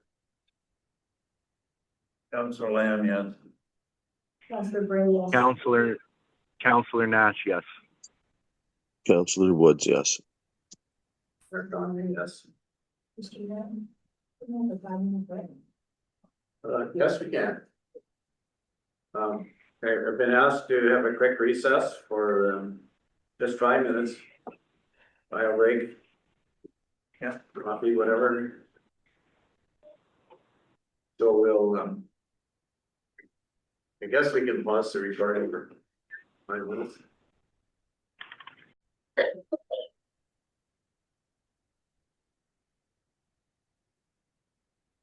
Great, thank you very much. We're back and we're ready for matters arising from committee of the whole, item 5.1. I will, this is the regular consent application. I will read the suggested motion and ask for a mover and seconder. Whereas Patrick Christie CPT has prepared a report for the Prairie Sound Area Planning Board regarding consent application number B06/2026 Whitestone, dated April 30th, 2026.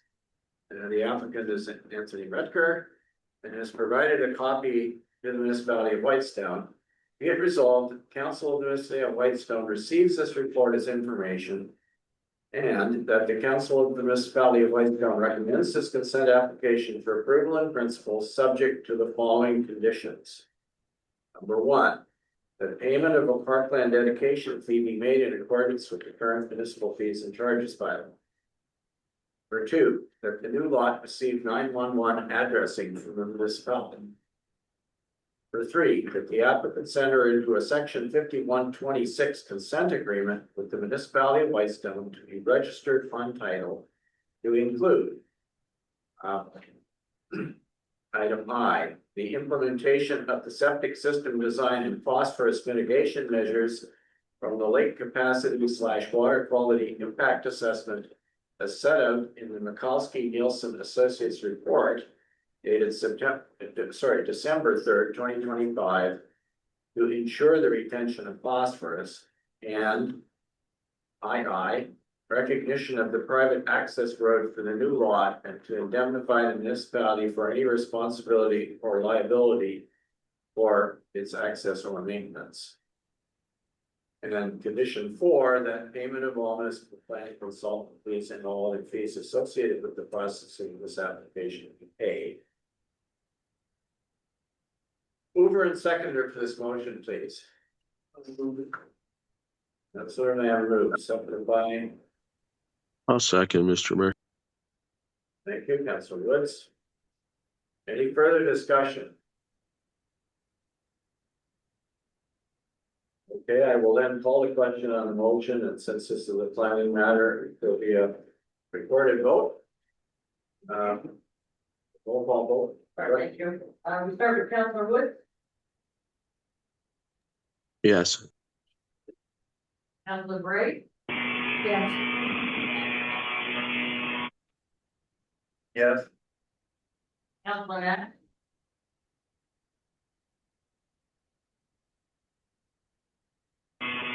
Yes. and you, Mayor Holmgren. Yes. Thank you, that motion is carried. Thank you.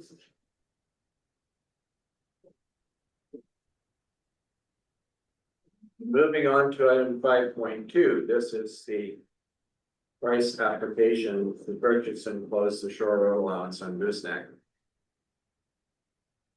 Whereas an application has been submitted by David Price and Jennifer Price for the closing and acquisition of the shore road allowance fronting on parcel 12153 north section, lot 8, land M357 in the geographic township of Burton, which is now part of the municipality of Whitestone.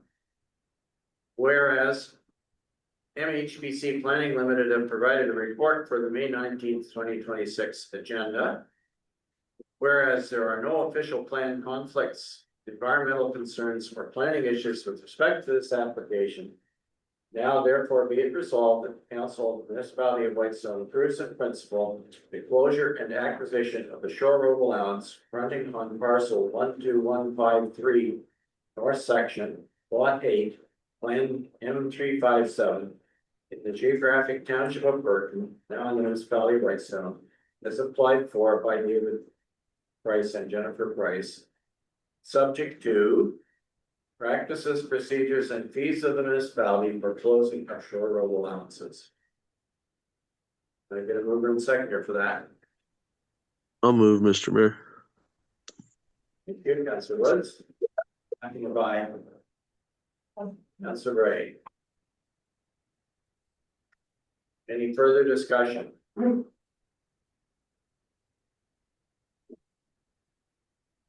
Okay, hearing none, and once again, we'll have a recorded roll call vote, please. Thank you. Counselor Bray, Yes. Counselor Lamb, Yes. Counselor Nash, Yes. Counselor Wood, Yes. Mayor Conley. Yes. That motion carried. Counselor Nash, you have something in the background when you come on, there's noise.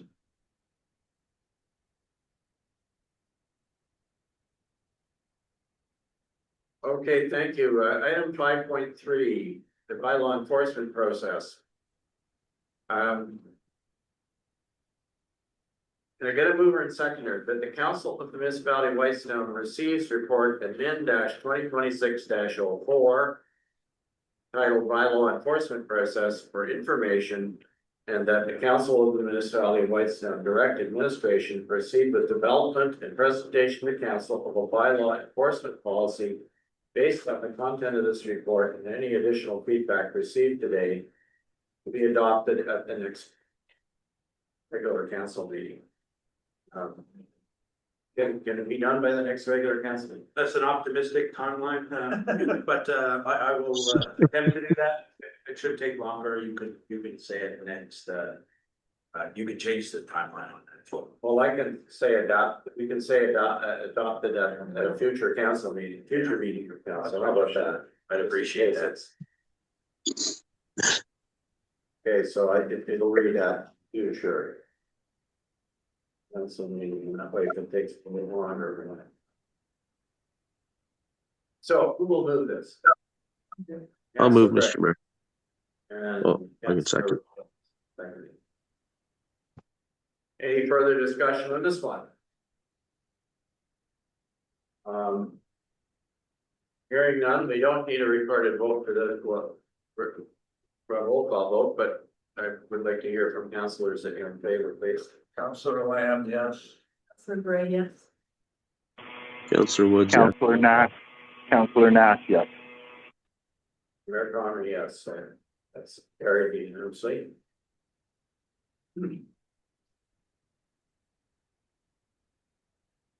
So, the next item on our agenda is to move into a public meeting. That is to consider the, or where is public meeting? Yes, this is to consider the zoning bylaw amendment in regards to short-term rentals.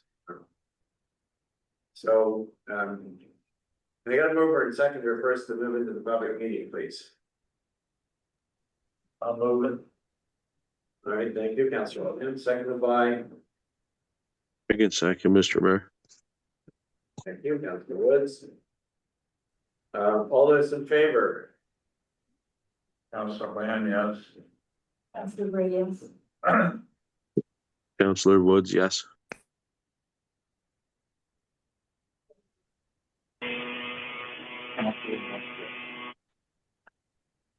This is Councilor Nash saying yes, I think, and I'm in favor as well, so we are now in a public meeting and it's 11:57. Ready for it. Peter clock, Just some procedure related to public meetings. Once again, I'm required to introduce our members of council and staff. In the room here, Councillor Bray, myself, Mayor Connery, Councillor Lamb, Councillors Nash and Woods on Zoom. And we have staff with us, our CAO clerk, Black, our deputy clerk, Amy Bird, planning assistant Paul Macri, and our fire chief is still on. I see our fire chief online, and I see our treasurer Jessica Sinkowski also online. So, with that, and our planning consultant James Robinson is also on. We'll be speaking in a minute. So, as far as procedure is concerned, once again, does anyone have any member of council have a pecuniary interest to declare in the matter of this public meeting?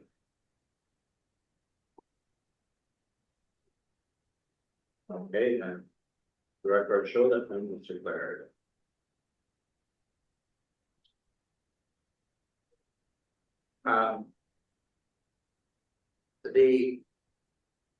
The record of the Zoom meeting will record those who are in attendance via Zoom. For those in attendance, if you're showing a phone number only on Zoom, please advise your name for the record. If you're here in the room, you should have signed a piece of paper that went around with you. The purpose of it is just if you want to be notified of something in connection with this meeting, that's your name needs to be on the record. I would ask that you address all comments through me and that you state your name before speaking. Next, I will ask our CAO clerk to advise how the notice was posted and if any letters or related correspondence have been received in regards to this proposed zoning bylaw amendment related to short-term rentals. Thank you, Your Worship. Through you, the notice was posted on our municipal website and also on our public bulletin board at the municipal office. In terms of correspondence related to that notice, none had been received. I believe in the planner's report, there had previously been some correspondence received on this issue, but none were specific to this notice.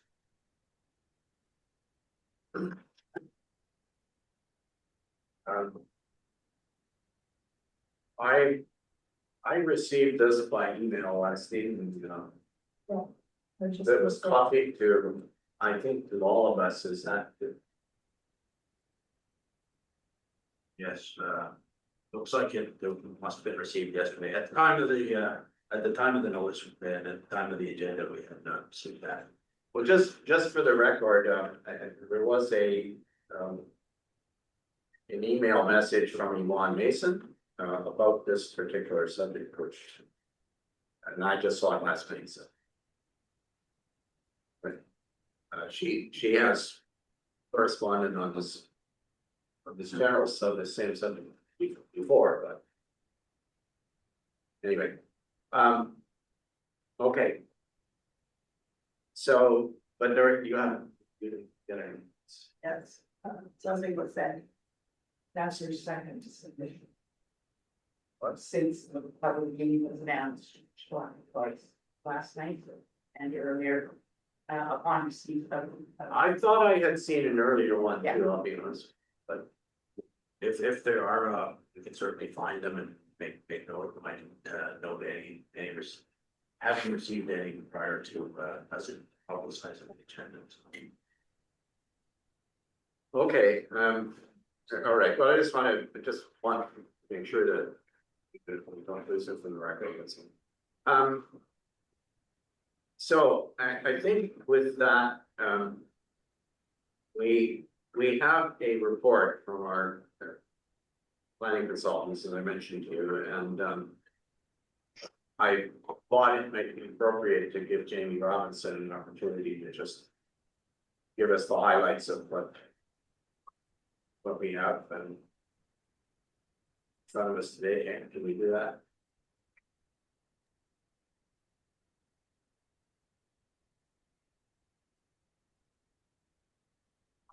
You're muted, Jamie.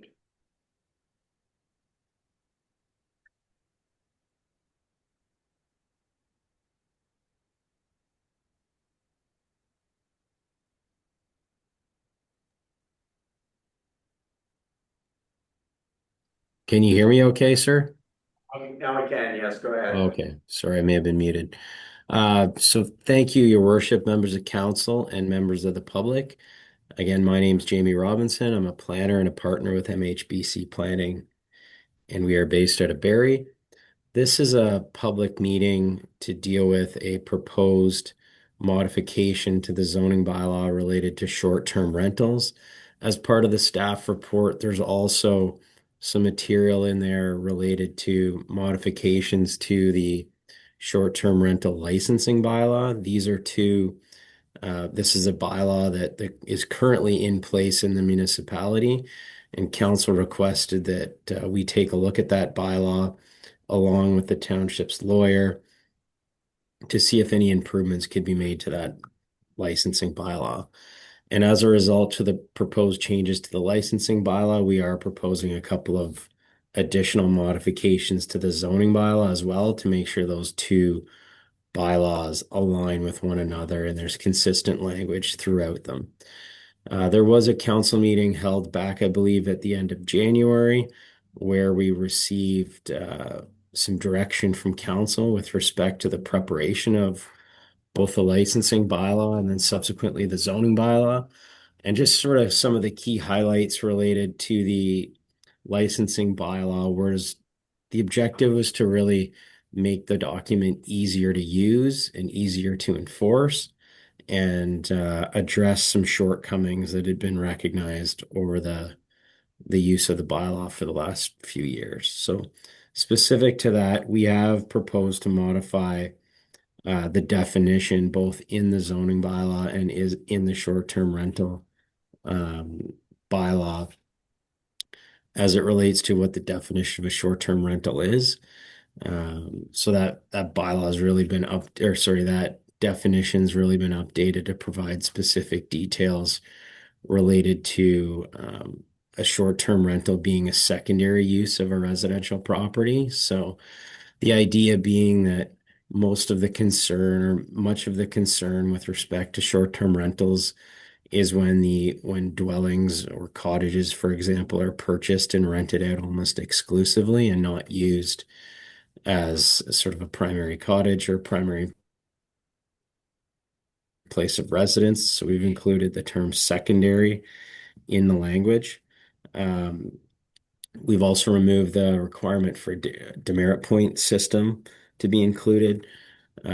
We've identified the specific zones in which short-term rentals are a permitted use in, and we've required some parking standards to be included within the document. So those are really the highlights of the bylaw and of the proposed changes. There's some more detail provided in the staff report. This meeting, Your Worship, is really to hear from the public and any comments they might have specifically surrounding the zoning bylaw. If there's any questions that result, I can do my best to try to answer those. So that's all I've got today in terms of an update, but looking forward to hearing the public's comments on the draft documents. And then subject to the comments being provided, we'll prepare a recommendation report with the finalized versions of the bylaws for staff's consideration or council's consideration, apologies, at an upcoming council meeting. So back to you, Your Worship. Okay, thank you very much. I'd like to first open the floor here to The public, public. all right, we can do that, yeah. Open the floor to the folks who are here in the room, and if you're on Zoom and you have a comment or a question that you'd like to ask, maybe if you can use the raise hand function. I see one is up already, and I will try to alternate back and forth between the folks in the room and the folks who are online. And again, please state your name, and then ask your question or make your comment. If your comment is already recorded in the or the question is already recorded in the package today, I would ask you to not just read it all out loud again and just summarize it if you can in the interest of time. So, is there somebody in the room who would like to go first? Go ahead. Please. Sorry, Peg Andrews, owner in Black Valley. Okay. Like a seasonal, full-time owner and seasonal resident. Okay. One immediate comment, Mr. Robinson just highlighted what he foresees or sees as the major changes in the proposed bylaw, not the zoning, the actual version. And to my shock, he's omitted probably someone who's followed this closely, Javon Mason. This edition of the 6-day minimum and 92-day maximum for the year is hugely positive for those of us who have had difficulties. And so not to have it seen as picture stunning, the ongoing difficulty of distinguishing between commercial use and residential use for years here have always supported council for years have attempted to make that work. If the only, because that I hope stays, if nothing else, that aspect of change is hugely positive to those of us who attempt to adjust ourselves to the reality of the use of our neighbors' properties and keep happy Whitestone pace. Okay, thank you very much for the question. Interestingly, I had the same question, but I'll ask Jamie to respond. I know that you mentioned earlier talking about referring to the secondary use in the zoning bylaw. So I guess what I'm wondering is, are you counting on that as somehow preventing someone from simply buying a property for which, or renting a property for which the primary use is rental and there is no, and they don't occupy it themselves? Because again, the rules around how long you can rent it for and how much of the year you can rent it for and that sort of thing are not. It sounds like you're not proposing to include them, so I guess are you trying to? Do you think that can be accomplished by referring to a secondary usage in the zoning bylaw? Sorry, was that a question to me, Your Worship? Yes, I'm just wondering if you can respond to the concern that's been raised by. So with respect to the zoning bylaw, we're not proposing to regulate the number of days that the rentals occur. That's not something that you can do through section 34 of the Planning Act through zoning. That's why it's been left up to the licensing bylaw. What council had asked was that we put some limitations in there about the ability of someone to not advertise and not permit. So there is within the regulations of the licensing bylaw that someone can't rent for fewer than 6 consecutive days, and that the rental of a premise for not more than 92 days within a calendar year is a maximum upset. So those are the two mechanisms to make sure that the second one, the 92-day max, is really to make sure that the rental of a property is a secondary use, or a short-term rental of a property is a secondary use. The limitation on you can't rent for less than 6 consecutive days is really to deal with the frequency of use piece, to stop that constant turnover of single or second night renters that are often problematic. So you're basically only allowed to rent for those longer periods. And that is an attempt to deal with the frequency of use concerns. Has he answered your question satisfactorily? Thank you, Mr. Mayor. I am unable, I don't understand today's meeting is about the zoning bylaw. Right, to change it with respect to that definition. You provided us with a draft of the licensing bylaw. But that's not up for specific decision today, correct, or discussion.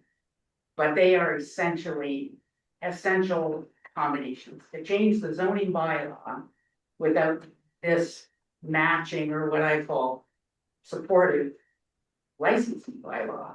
So if we pass a zoning bylaw and then the subsequent licensing bylaw drops the 92 days and the 6 days, drops all of the protections that are trying to control in the spirit of the zoning change thought, which is secondary use. So they aren't going to be, I'm going to be pretty unhappy if we make the definition change in the zone, but those specific items that support that change disappear from the licensing bylaw. Okay, thank you. Just through your worship. Was it your intention that those restrictions be in the licensing bylaw when we I realize we're not doing it today, but I think we're trying to find out how close we are, right? Yeah, through your worship, maybe just to provide some clarity.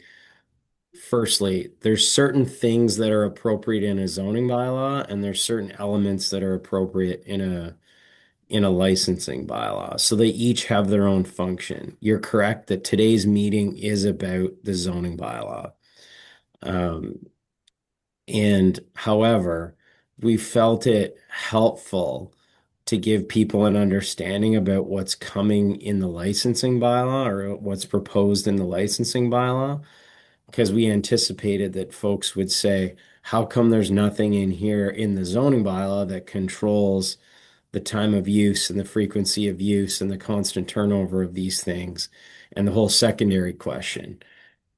That's why we provided the licensing bylaw as draft to explain and illustrate to folks how that issue is dealt with in what we believe is the correct bylaw, the licensing bylaw. I don't believe we can do those sorts of things through a zoning bylaw.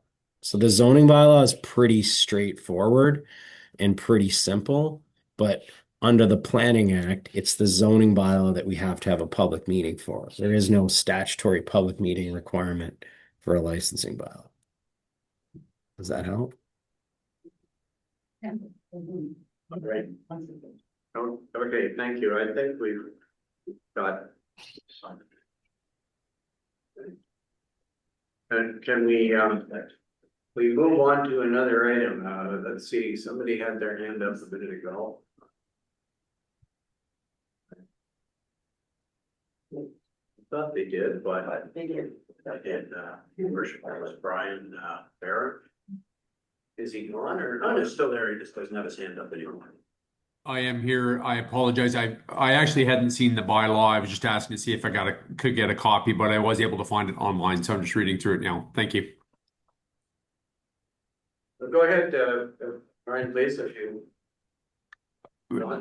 Sorry, I actually don't have a question. I was looking for a copy of the bylaw. Are you guys able to hear me? Okay. Yeah. Okay, yeah, no, I'm good. Thank you. Okay, do we have another speaker here in the room? Hi, I'm Beth Buxton. I'm at 71 Grand Retreats Road.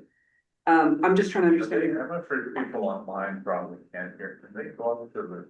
John, You should be better there because the mic is right I there. think Yeah, this is. it's Oh, okay, I apologize. If you just speak up as loud as you can, that mic will point itself in your direction. It doesn't turn around, but it'll point in your direction. Understood. Focus on your, on your. I will focus on it and it can focus on me. Will be great. I'm just trying to understand the process. So, as Jamie just explained it, today is about the zoning bylaw that you must bring it forward publicly, but you do not need to bring the licensing bylaw forward publicly. Is that correct? Correct. So I just want to understand how the details of We're the not required- licensing. We're not required by the planning act to do it because the licensing bylaw is not a planning, it's outside the Okay. sphere of the planning act, but. I mean, that doesn't mean that we don't want public input on Okay, how this works, is gonna work, so. I would say that, you know, we can allow for input on that, on the bylaw itself, the licensing bylaw itself. and is that best done through written communication or by attending public meetings? Well, it's, I mean, we have the option, we can have public meetings for what we want, I don't know, I would think that maybe. It's always better to send things in writing if you can, just so it's clear, it gives people a chance to think about it first, but. Right, that makes sense. When you will have lots of notice when council is going to discuss Okay. that licensing bylaw itself, right? And practically, this is unlikely to take effect for the summer season, this 2026, the new licensing requirement. Is that true or not true?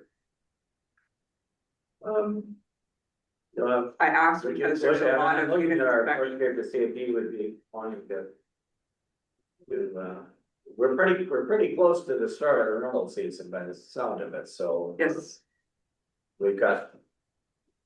Our next regular meetings in June and then we're into the July and so on, it's unlikely. Well, I think through you, your worship, I think Jamie would have to offer an opinion on that in terms of the timeline that he expects to see with regard to the licensing bylaw. And part of that is going to depend on what happens today with respect to the zoning bylaw amendment. So I don't know if Jamie could offer any more clarity in terms of process or timeline, but you're right. I think it would be you're getting it'd be mid-season at best in terms of starting this if you were to do it in 2026. Okay, thank you. I'm trying to get a sense of sort of how close we are. Jamie, do you have any thoughts on that question of timing? It's really to your worship, it's really a question of what happens today and sort of what feedback we have and what modifications need to be made. Just to make it clear, there is a licensing bylaw in effect in the municipality right now. It's just a matter of what's proposed here is an updated licensing bylaw. So we could have something ready to come back for the next council meeting if the comments aren't too substantial today, for example. But council may want to pass it at that point, or they may want to wait till the end of the season. That's really in council's hands. The other aspect of that, I will just comment, is that from staff's point of view, there are a bunch of procedures. Let's say we do have that licensing bylaw, there are a whole bunch of procedures that have to be put in place, forms, applications, various things, and I could see some pushback from folks who, including responsible renters, you know, who are people who are responsible and are doing short-term rentals under the current bylaw, coming around saying, well, you just changed the rules on us now, and I got people coming, you know. Yeah. So we may be. That may be a consideration.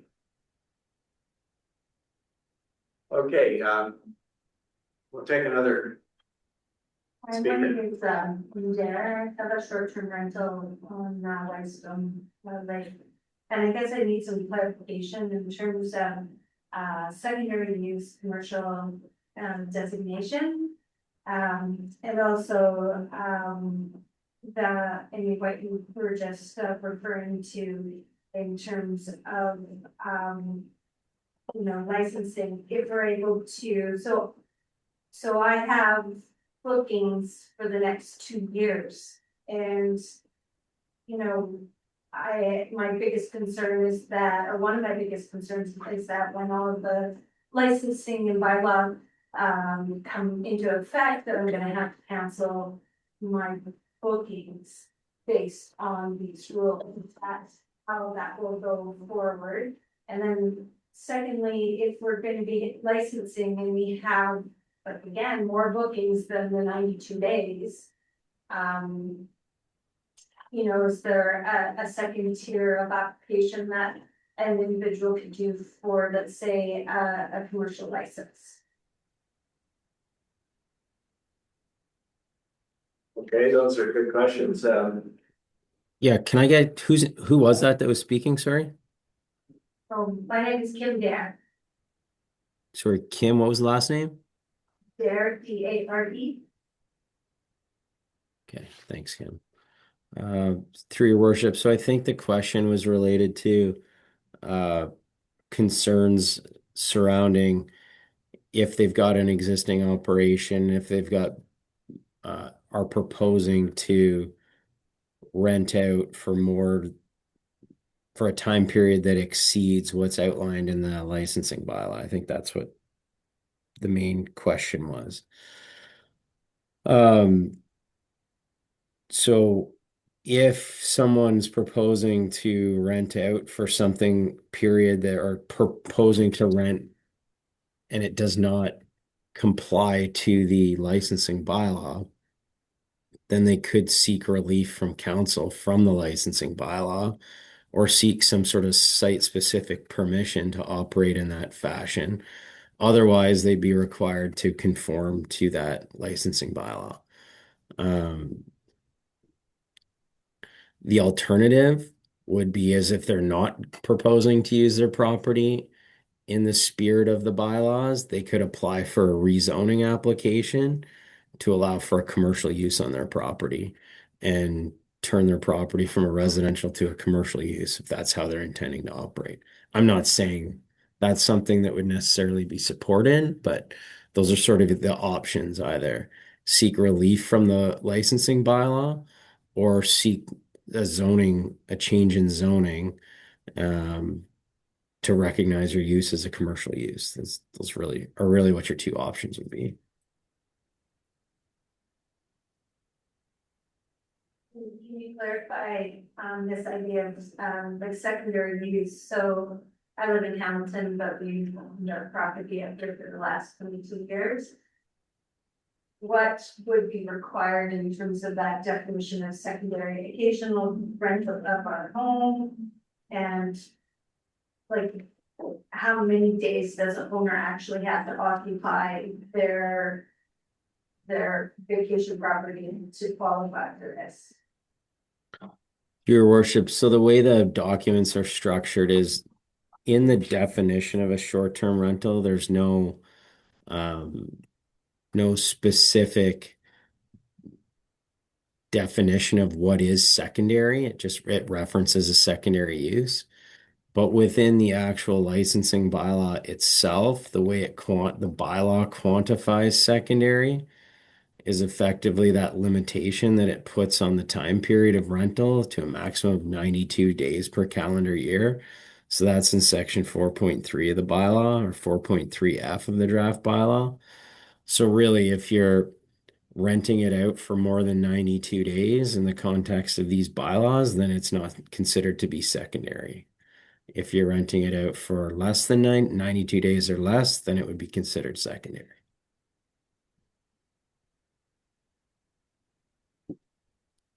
And can you clarify And also? that's how the bylaw is drafted. Like, for example, you may say that's not enough time. I need more rental days per year. And those are the sorts of comments we would encourage through this public meeting process, for example. Right. And then the 6-day minimum. So is that essentially preventing people from renting your property for a weekend? Or is it just that I can't have more than one rental in 6 days? It's really, through your worship, it's really the latter, that if you're going to rent for a weekend, then you can't rent for the other immediately There's- after to somebody else. Sorry, say that again. It's If you're really the gonna rent- latter that you suggested. If you're going to rent for the weekend, then you can't rent immediately after. So you can't have the continuous 2-day rentals one after the other stacked. Okay, Or if you're So- going to rent 1 week, if you're going to rent 1 weekend, you're not renting for the next weekend because it would fall within the same 6-day period, right? right, okay. Does that make sense in terms of how people rent cottages? I'm not too sure that. That route, like it certainly doesn't work for.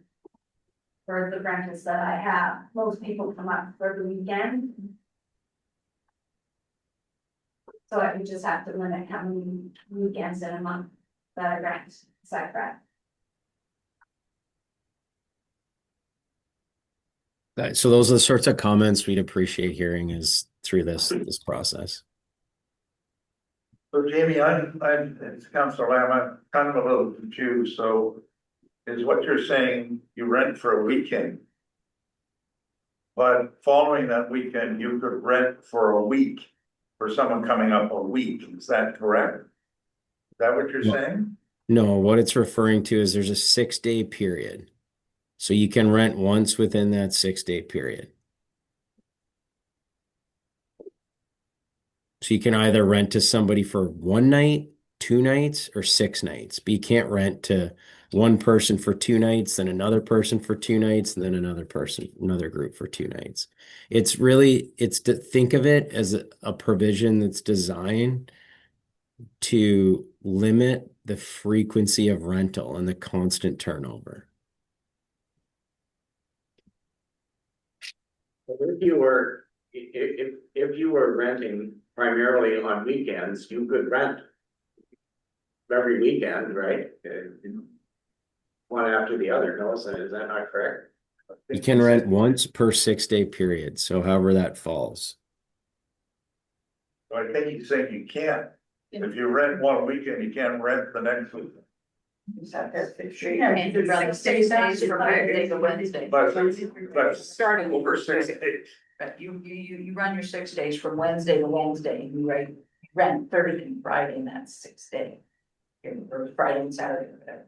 So you can't do that. Yeah, that's what That's what the writing says. So I don't know whether that I don't know if solves, that's the intent. I don't know whether that solves the other speakers. It meets with what you're actually doing. So what I think is important today is that either today or following, that if people have concerns about the time period, for example, like we're not going to solve the issue specifically, but what would help us is if people say, I have concerns, for example, that that I'm not able to rent every weekend. That would be a good comment. Or someone on the other side of the fence might say, I have concerns with people being able to rent every weekend, for example. Or I'm supportive of a 6 or a 7 day, one rental per 6 or 7 day rental period. Or I'm not supportive of that sort of a provision. But I don't think we're going to solve the anything. Like those are the sorts of things or comments that would really help us through this public meeting process. Okay, thank you. Another question or comment? Go ahead. Hi, my name's Charlotte O'Donnell. I live on Maple Island. Purchased our cottage in 2017. We've been renting out, and now we've just moved out as full-time residents. But we still plan to rent out during the summer while we travel. I have a concern with this 6-day minimum.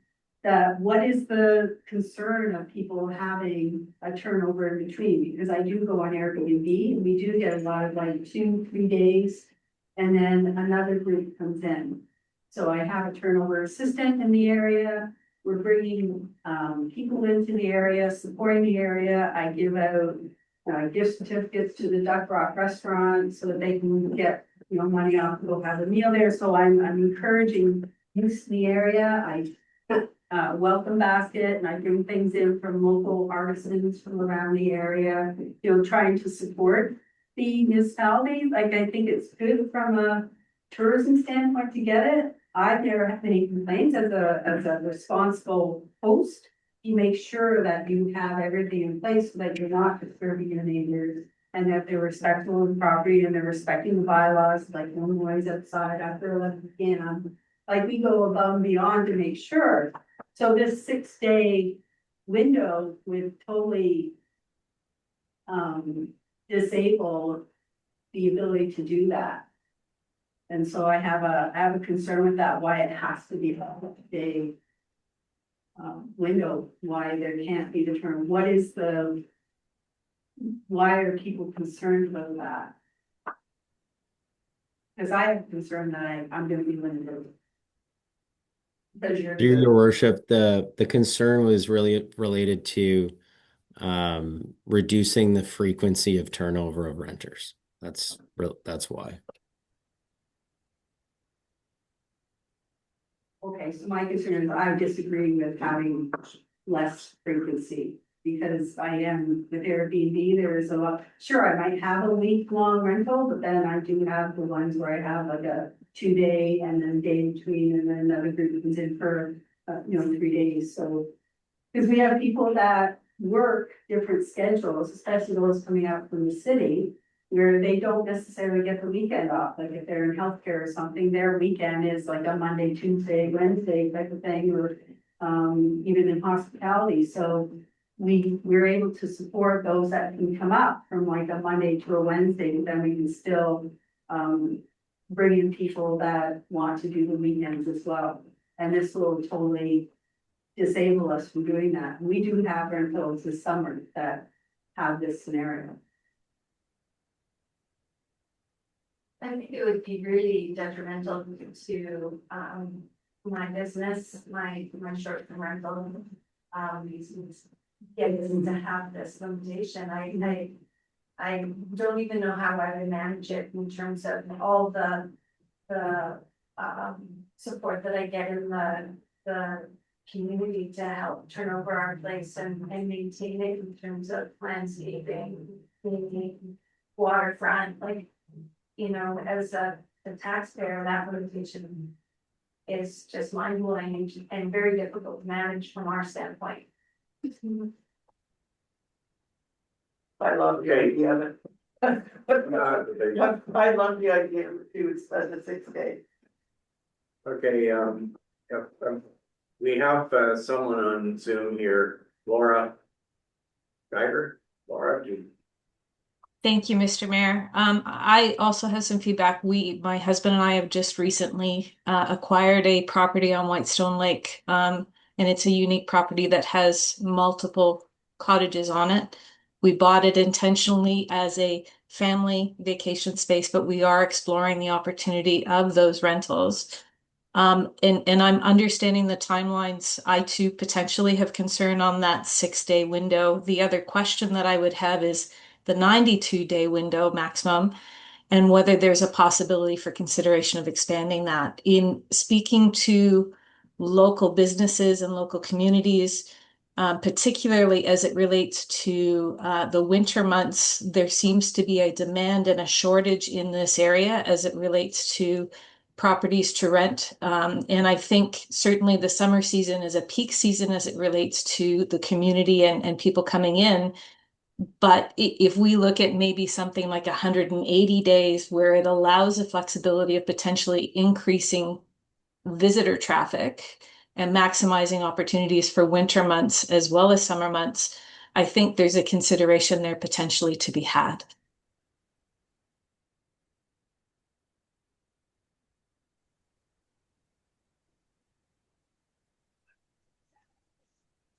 Okay, thank you.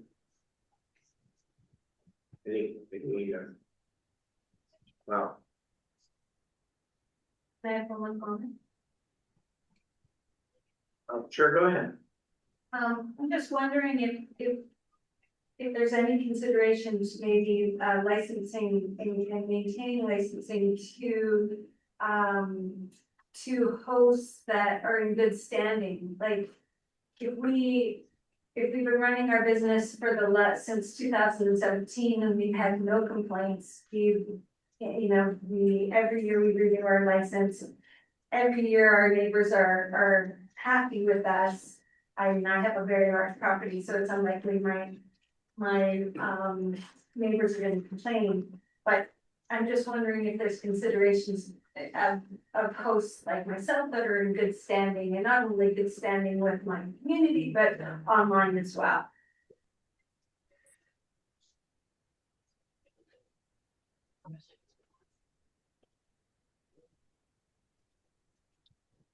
I mean, I think that's something that council would have to consider.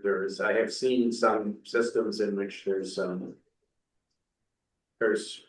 either grandfathering for existing rentals, that deviate somewhat from the policy, and I guess the only comment I would make is that it seems that if we look at the rental situations that we've had problems with, probably the biggest single factor is somebody who buys a property, maybe as an investment, and maybe they say, well, I'm gonna retire up here sometime.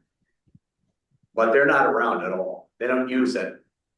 We in fact have renters in the municipality who have multiple properties that they bought as commercial activity. I mean, they're really a commercial activity for all intents and purposes, because they don't occupy the property. They just rent it.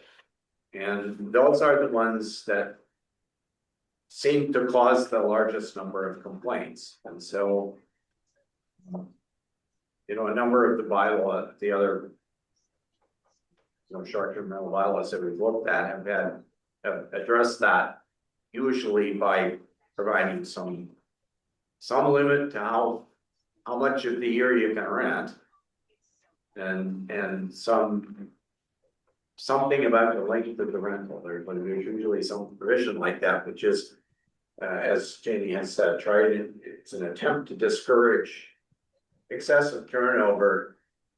Especially if the owner of the property is not, is not there anyway, doesn't really maybe know the neighbors or care about the neighbors or whatever, and then you start to get,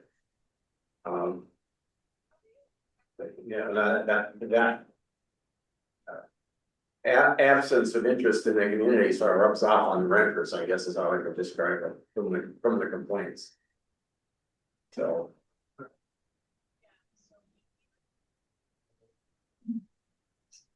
I don't know if that helps or not. Then it feels like you're penalizing those of us that do live here, like do come up and use it, try and bring in some extra income so that we can, make repairs and maybe do some upgrades or do some traveling, whatever, like it brings in a little bit of extra income, but we're getting penalized because of people like what you're describing, are using it more as a commercial thing. So how do you separate those two without penalizing the hosts like us that are responsible, and we take care of our properties and their pride, and we love our neighbors, like we don't want to get them angry at us at all, and but we're getting lumped in with those people that are using it as a commercial property.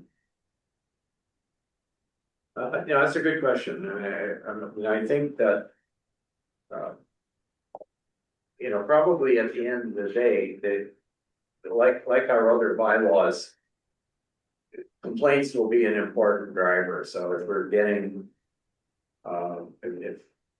if the neighbors are up in arms about a rental and there's constant, then that's going to cause the municipality to look at whether And there will be some enforcement provisions in the bylaw, which I don't think we have time to discuss today, but there will be something like that, and maybe.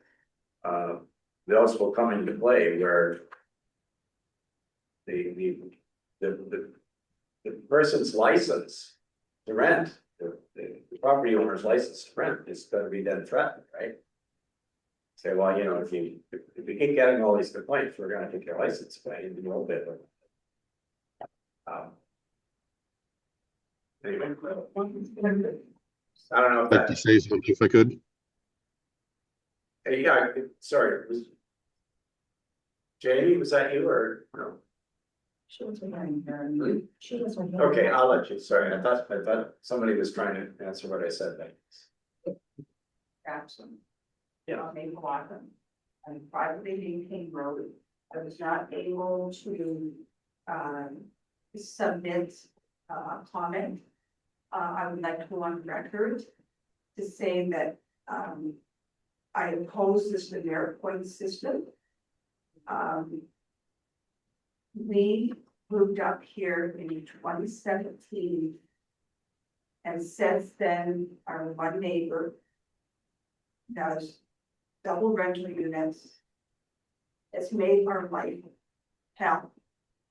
I was on speed dial with the former bylaw enforcement officer at all times of the day and night.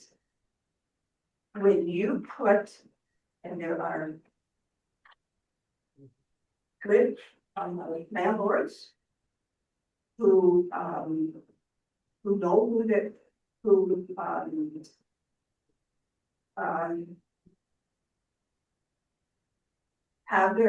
have the people who have respect. And then there's ones who don't care. And trust me, there are real bad ones out there. They should be on, I think that on privately maintained roads, you should be able to have say on short-term rentals. We are maintaining that road. They go in and out at least a dozen times a day. They are drinking.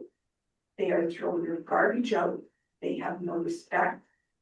If you've ever sat on your deck and listened to a boombox in the middle of the day, not after 11 o'clock at night, but all day long into the evening, it will drive you crazy. And you have no recourse. And that's just plain wrong for the community.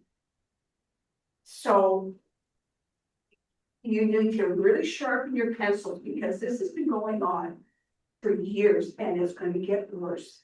There are good short-term rentals, I'm sure, but there's also some real bad ones. And the demerit point system, you're saying that it shouldn't be there. But if you get multiple complaints, then there is a problem. And a lot of the neighborhood just wants to go inside and shut their doors and ignore it.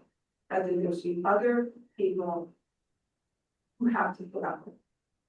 So, like I said, I feel bad for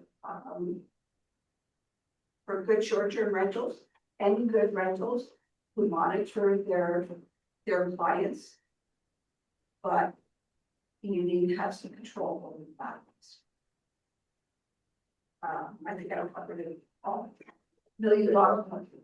Thank you for that. I think this is what you just said as typical of the complaints that we have heard. And I think council decided, by the way, the consensus of a previous meeting was that we thought that the demerit system itself, point system, was kind of cumbersome and maybe we didn't need that, but I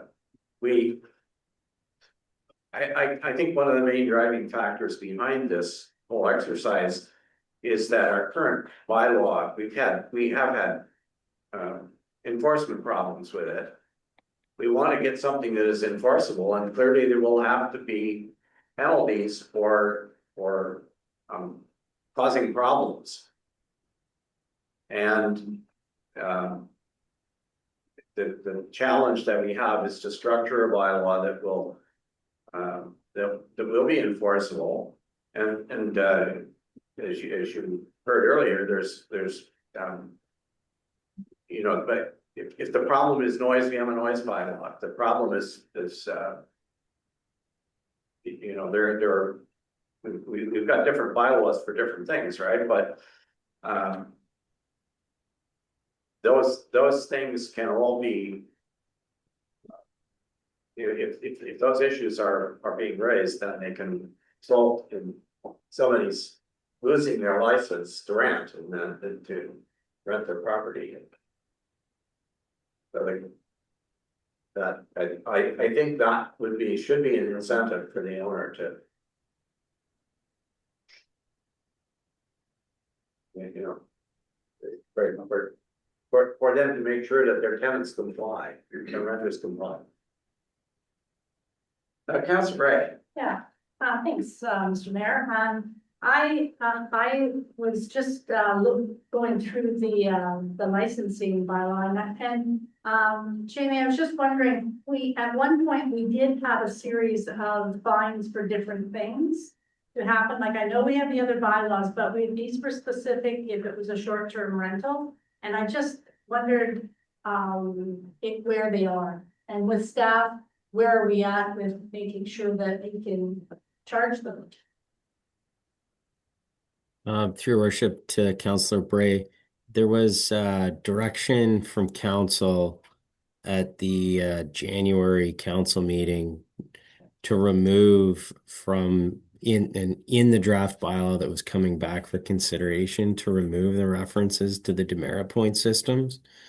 So in terms of enforcement of the bylaw, the enforcement would be the similar type enforcement then that would occur through other for other municipal act bylaws, where it would be complaint based, but then follow provincial offenses type process. So yeah, I remember us saying about the demerit points, but I thought we were still going with the fines. So is that found in a different place? Bear with me 1 second here.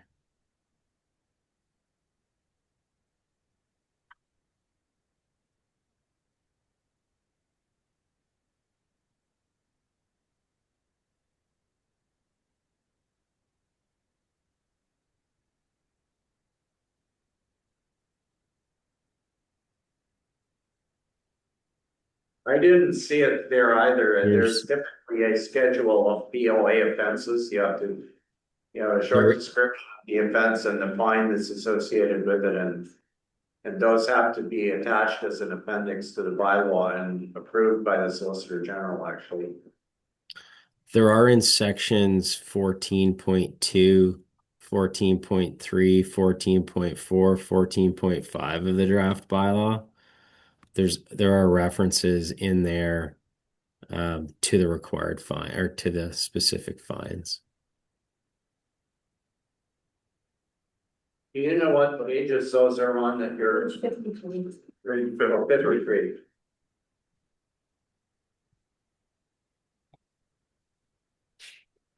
Okay, now I see it, okay.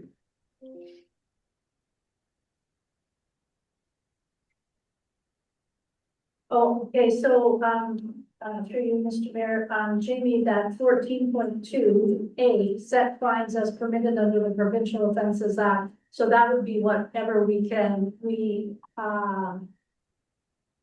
approved through the Provincial Offences Act, is that correct?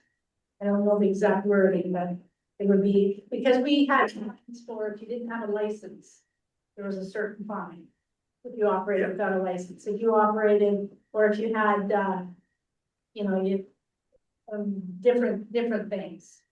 I can't remember what they all are now, and I don't have my old bylaw, but that's set 14.2A set fines as permitted under the Provincial Offences Act. So that would be over and above what we have on all the other ones, like the fire protection.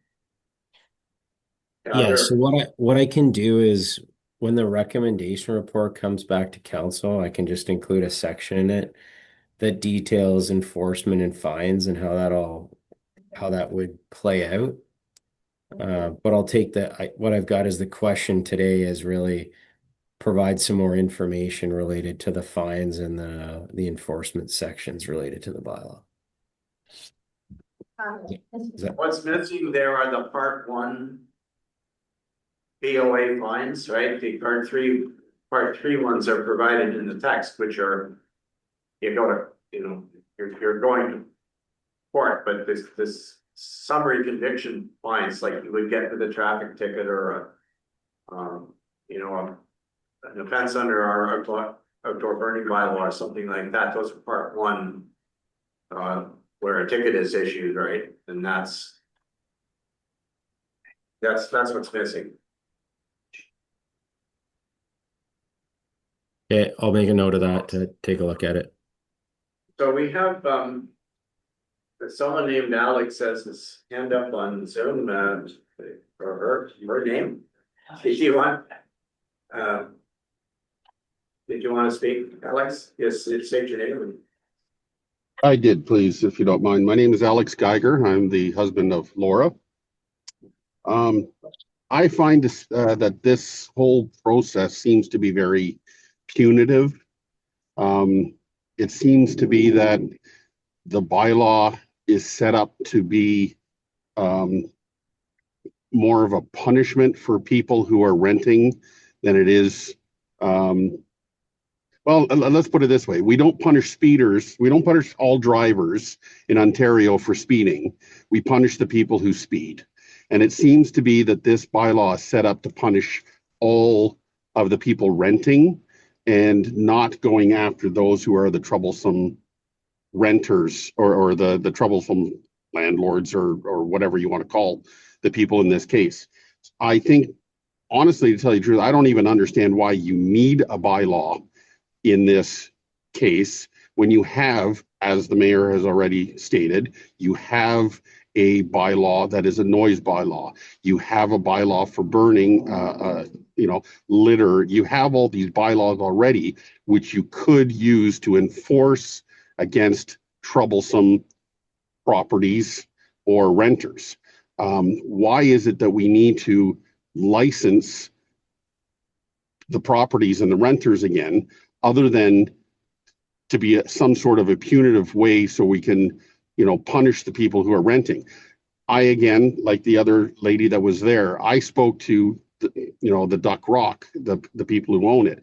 I talked to the people at the marina. I've talked to other restaurants and businesses in the area, and they all say the same thing. They are very concerned that this may drive away the renters that come in that bring in extra business that they normally wouldn't get.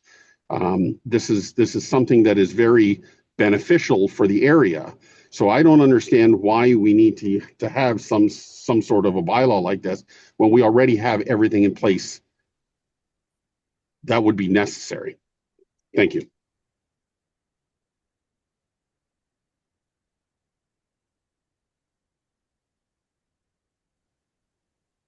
Okay, thank you for your comment, Doctor.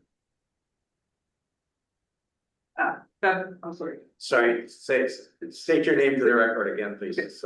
Beth Buxton again from the Crown Retreats. I have a similar observation and question, which is if you read the licensing bylaw carefully, there's an incredibly extensive renters code of conduct form that's expected to be filled out and signed and adhered to, which covers the behavior, which is the problem that we're trying to solve with a bylaw.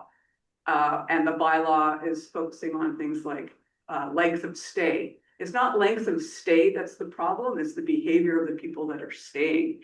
And to Alex's point, the bylaws that are reflected in the Renters Code of Conduct as drafted exist.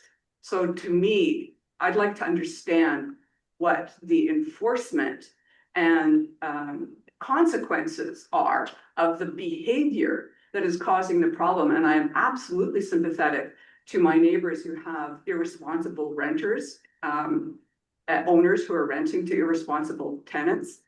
But I agree that those of us who are here, those of us who actually take the trouble to get a license are unlikely to be the ones who are causing the problem. So it feels to me like the efforts to control the problem are being misapplied. That enforcement and real consequences are the things that would actually have an impact.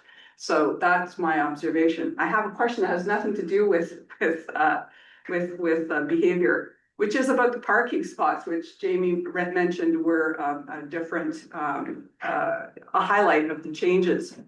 And it says that in the proposed bylaw that you would require 4 fairly well-defined designated parking spots, or 1 per bedroom. So if I have a 4-bedroom cottage, I have to have 4 parking spots.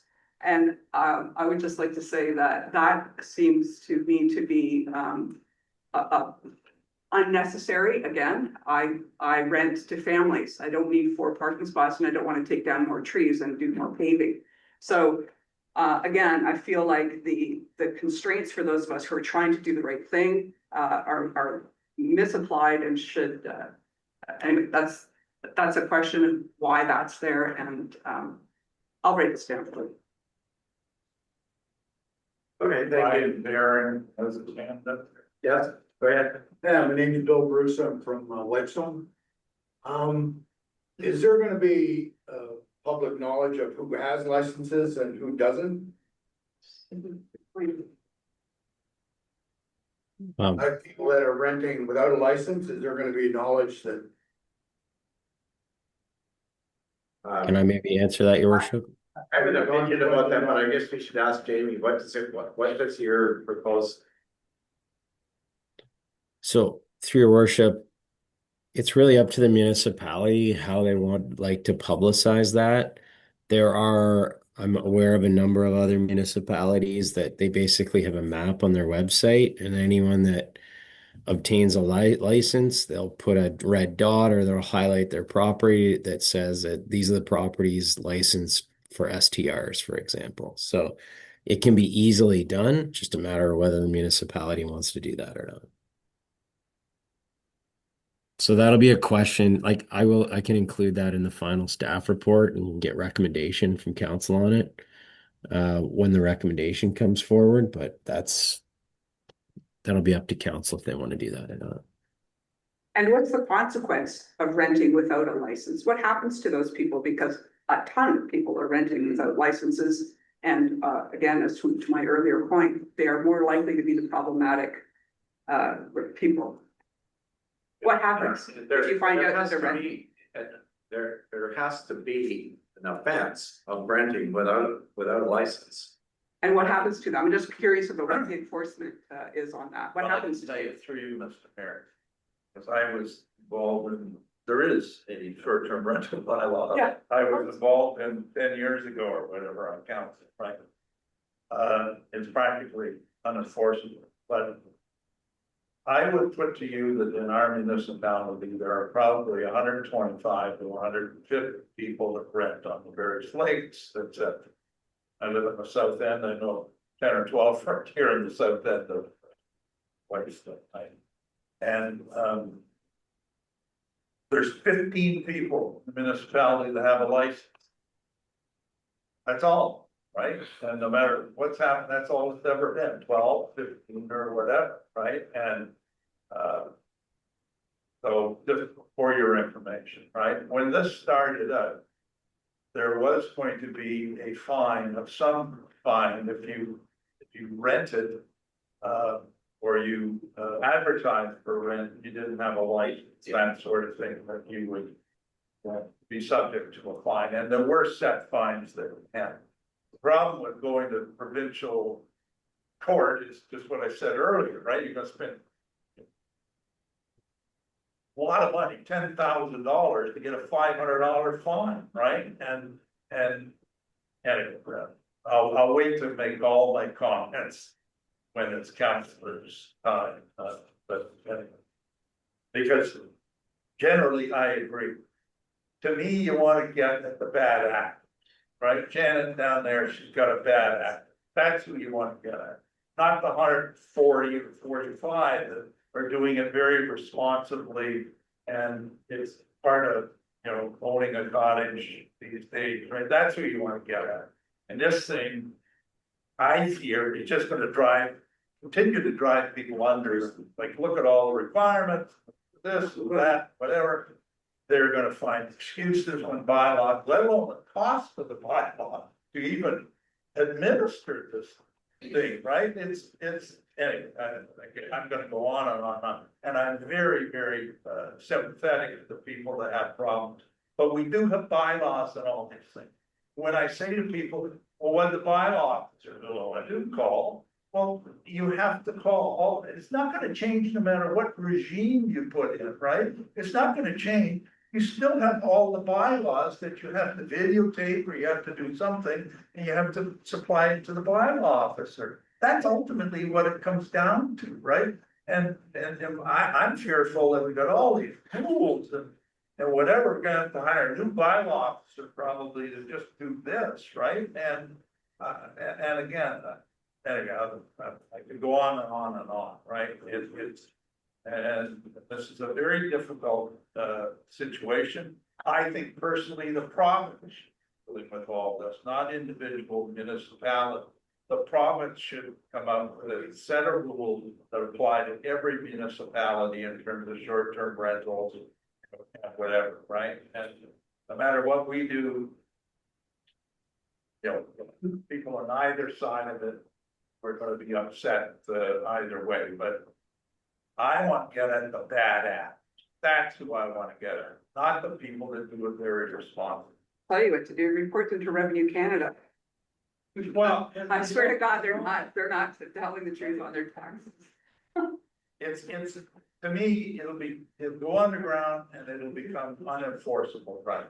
The regime that we're talking about here. And many of the things that are in here weren't in the last draft, right? Somehow they magically find, you showed up in this one, right? And we got rid of stuff like the bedrooms and the parking and all that. And then suddenly, boom, they're all back here again, right? So I don't know whether this is Jamie or who, but anyway, I can go on and on, so I'll leave it for now. So, folks, I think we got a good discussion. We're getting to the time that we would normally break for lunch, and I realize that councilors have not had an opportunity to comment on things, but I'm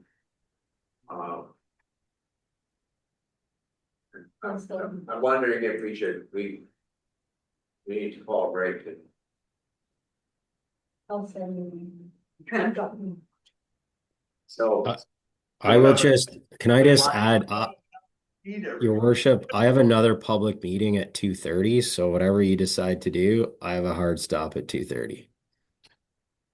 Better keep going then. Get a hard stop in an hour.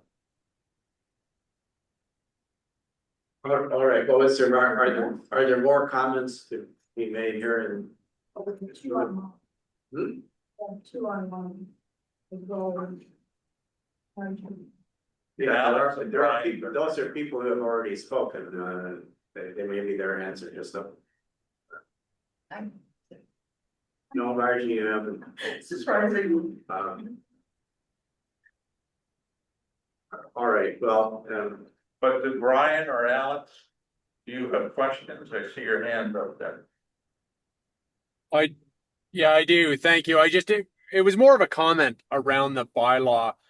So I'm in full support of the bylaw. I'm in full support of the Renters Code of Conduct. And just for clarity, I do rent my cottage up on Wawashkesh. I have no issue with doing any of that after having learned a few hard lessons from folks in the past. I think that all those things are good. I think that ultimately it helps to secure the area for all of the other owners, because I do sympathize. I've heard from a few of the owners there today who are quite literally being driven nuts by noise and disruptive conduct and that sort of stuff. So I don't have any problem with it. I don't have a problem with the minimum of 6 days. That's what I do. I learned the hard way that you just don't do a couple days. That's where you get partiers. I recognize other people have had different experiences, but for me, it's just not worth it. So I don't have a problem with that. I don't have a problem with the 92-day maximum because honestly, the rental season up there is relatively short anyway. So for me, it's really not a huge hindrance. I keep my prices high all year round. So I don't offer any sort of a discount into winter months or anything like that, just because I've got no interest in the place being used nonstop. What I would say to the council is this really does come down to enforcement. I've got no problem with jumping through the hoops that you guys put in place, provided everybody is held to the same standard. I think that's the fair thing to do for all the residents in Whitestone. I think that they do need to see some level of enforcement on this stuff. It's, again, not the people who are attending this meeting today that are the problem. We're probably doing things the right way. It's everybody else who's just making to look or looking to make a quick buck. So I would say this whole thing comes down to enforcement. I'm fully in support of it. I think the safety standards for the renters need to be there. I think all of that needs to be in place. So I don't have a problem with anything that's here. I do think that the enforcement, there needs to be something done with it. Those are my only comments. Thank you. Thank you. Margie, did you have a comment you wanted to make? Yeah, and I'll make it quick. Unlike a lot of things in the municipality, this doesn't really affect me personally either way, so it's interesting to hear both sides, because I can be very empathetic to both sides. It's interesting, Joe, that you mentioned what my next question is. My biggest concern is you have a bylaw in place and currently you're not enforcing it. So you have a permitting system. But I remember the lady that was at the last one, Joe, I think you said 19 at that time, but she said I went online on VRBO and Cottage Front and all that. There's 167 people that I just came up with like that. And therein lies the problem. So my question to you as council is first of all, how are you going to staff this, which has now become a very complex and a very robust permitting system? Where are these staff that are just going to miraculously appear to process these? Because each of these applications, all 167 people who are renting here put in an application. I have no idea what the staff, because we simply don't have the staff resources to do the parking and the interior diagrams, and I mean, the whole kit caboodle was ridiculous. So it's way too robust for such a small municipality. But the second component is you already have a very slow uptake on short-term rentals. So if you have 15 of 167 people, what are you going to do? Are you going to continue to do complaint driven? Like, okay, someone squeals on their neighbor. Well, I don't even know if my neighbor has a permit or not. But are you going to sort of go online and go, okay, boom, boom, boom, boom, boom, boom, boom. Here's 160 people. That it's very obvious. You go on any of the Facebook groups, you go on the VRBO, here are the people. You just cross-reference to your 15 people. It's not a difficult thing to do. So as the council, is that their intent to sort of, really take this next step, which needs to happen and not penalize the people that are getting licenses and permits and acting appropriately, but getting at the people that are not. Mm-hmm. So from an outsider who don't have any on our lake and don't rent, so I don't have that, but from a municipal viewpoint, those are just sort of two things that I think we address. Can we hear from other council members? Yeah, So- I think we should, just wondering if is there anybody else who has their hand up?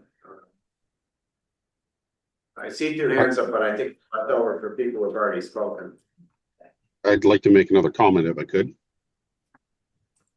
That was Alex. Yeah.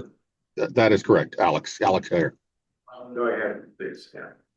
So I don't know who the counselor was, but they were talking about how there was 15 people that are licensed out of like the 160 or whatever that aren't. So by your own admission, this whole bylaw is unenforceable.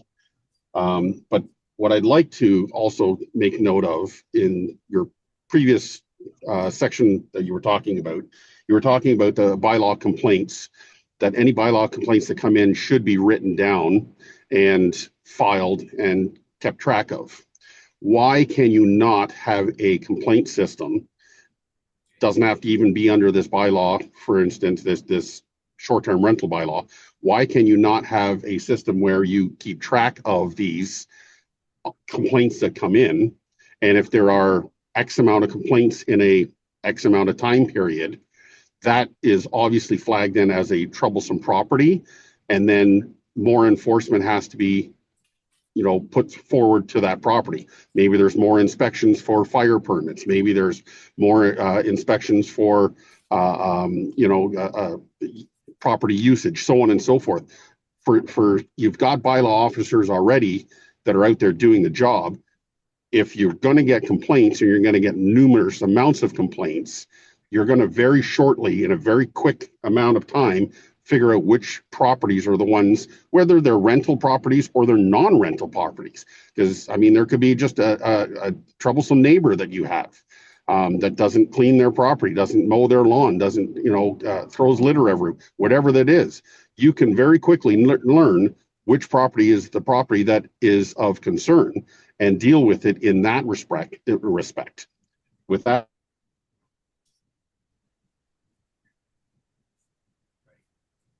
Alex, it was me who was commenting, Councillor Lamb. The previous bylaw was unenforceable because we built in a 2 or 3 week period that you could rent without a license.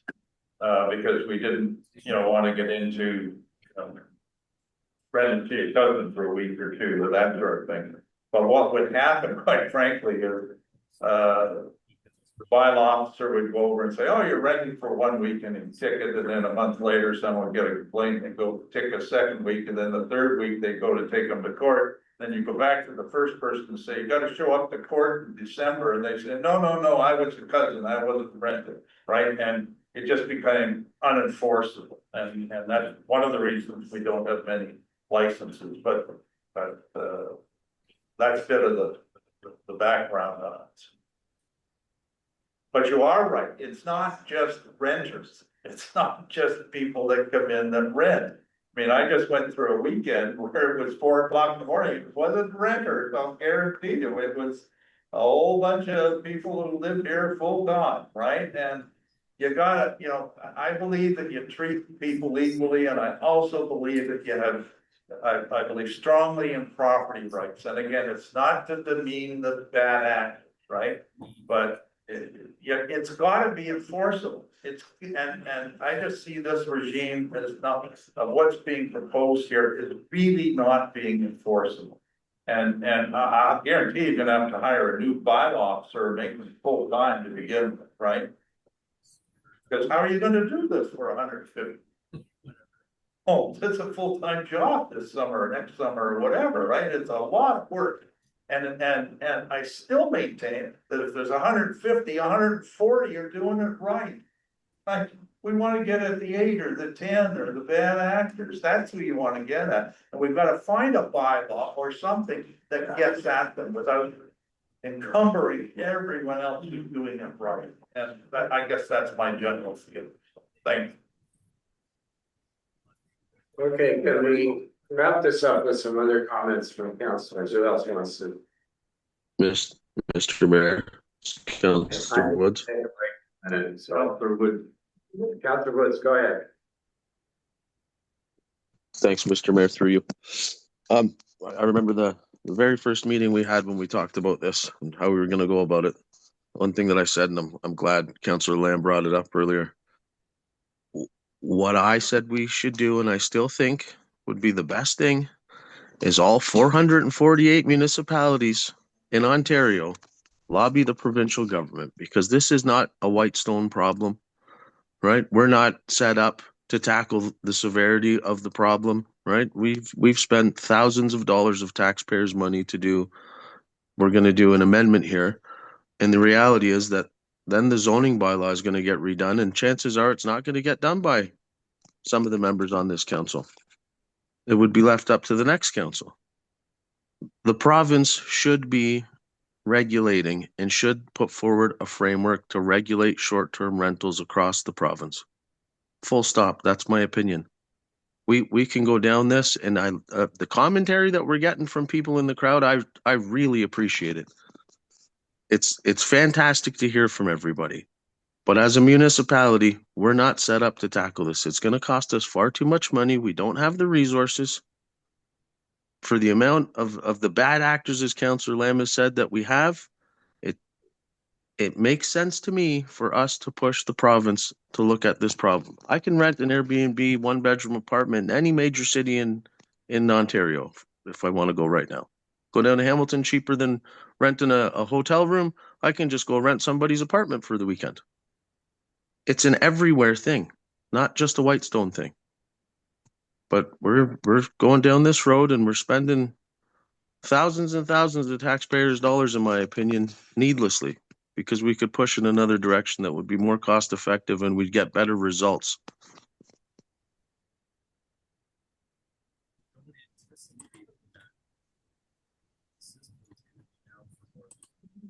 My only response to that is that I don't have a lot of confidence. There has been discussion about the government doing something, but it doesn't, the government of Ontario in this case, does not seem to be on their list of priorities. So we can ask, but anyway. Other comments from councillors? Dr. Ray. Yeah, I'm still for having a short-term rental bylaw. I think it helps to regulate sort of what goes on in our municipality. I think there's quite a few things in it that I have comments about that I would discuss. I think the one thing that when we talked about this way back, said that we needed to have fines that could be enforced, and we don't. And that's the biggest thing I keep asking, when are we going to have the ability to have those fines? And I'm not sure what the process is, but we need to get working on that. There's no use us updating this and saying, okay, this is now enforced, but we still haven't got the fines. So we're sort of out of sync. The other thing is yeah, I don't think we should be penalizing people who are good hosts and are very careful with who they rent to. And how they rent, and somewhere we have to get it out there to people that it is complaint driven, and if they don't complain, then we don't have the stats. We need the stats to be able to say, okay, here are the ones that we need to work on. Because there are good ones, there are, but we have enough that we need to make sure that we can identify where they are. So those complaints, and I really like the idea of having it recorded. I think that's what we need, and we need to get it out there to people to say, if you got a problem, you got to complain, because that's the only way we're going to know. And yes, maybe the bylaw enforcement can't do it right immediately, but if we have somewhere that says we've had 20 complaints or 10 complaints from this place, that is certainly something for the bylaw enforcement officer to look at and say, okay, I need to talk to that person. I need to look into that, and we need to see what's going on there. So I don't think we need to penalize people. Our actual other bylaw was pretty good. It just didn't have any fines. I don't think we need the demerit system, because let's do the fines first and see if that works. And then, we can get into more sophisticated if we need to. But right now, we just need some fines. And I'm not sure how we do that. So I think that needs to be investigated. It was in what we had in the previous version, if you didn't have a license, you had a $2,500 fine, right? People will line up to get a license if they know that they're gonna be subject to a $2,500 fine, right? They're gonna get a license. That 15 number is gonna go significantly up. And they were identified, the fines, etc. And they seem to somehow have disappeared when we said there's no demerit points, right? But I think that the other thing is that, we say that these are the fines we were looking at. Oh, and we also revised some of them, made them higher. So what I think though is we need a process. I need to know what that process is for us to make those enforcement, so that our bylaw enforcement officer can actually go and do that ticket. And I don't think we have that in place yet. So that's a big thing for me. I have some other comments in here and, I will pass them on to Jamie. I don't need to, I've got some other comments about different things. Okay, are there any other comments from councilors?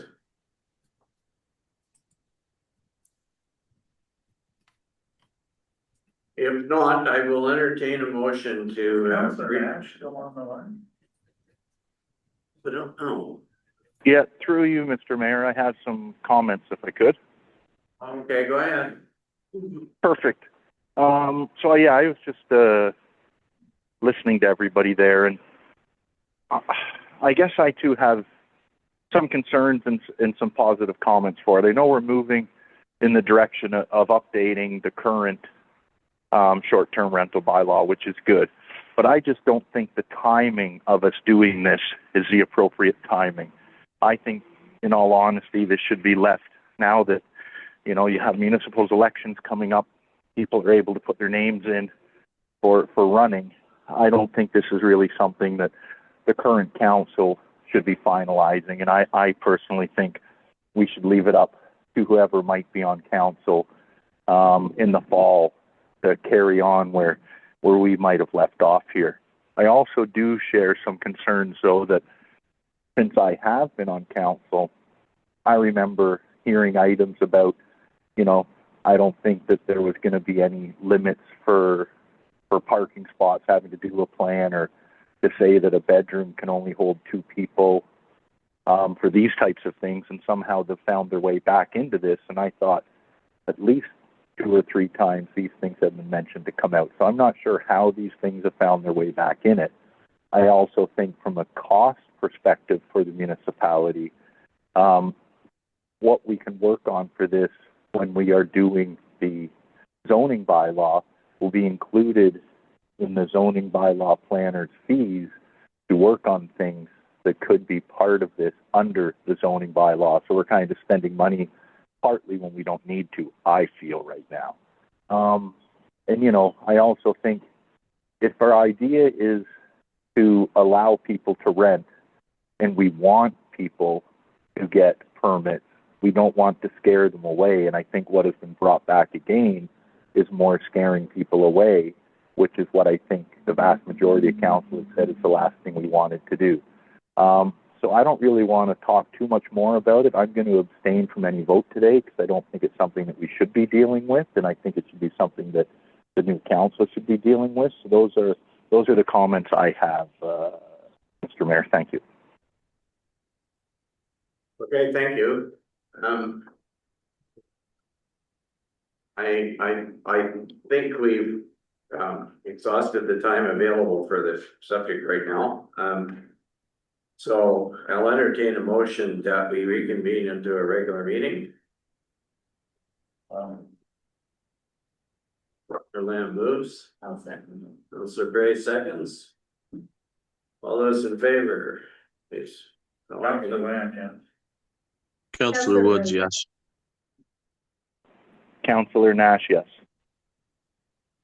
Mayor Conry, yes, thank you. Our public meeting is adjourned, and I want to thank all of the members of the public who have come in person and shared their thoughts on this with us. It's obviously a complicated subject, but it's your input's helpful, so thank you. Thanks for tackling it.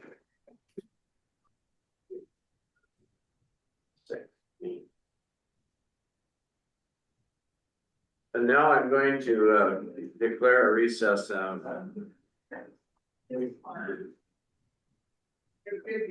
can turn off the recording. We'll come back. I would say probably we need about half an hour. I've got some phone calls piling up here that I have to take. I could see stuff.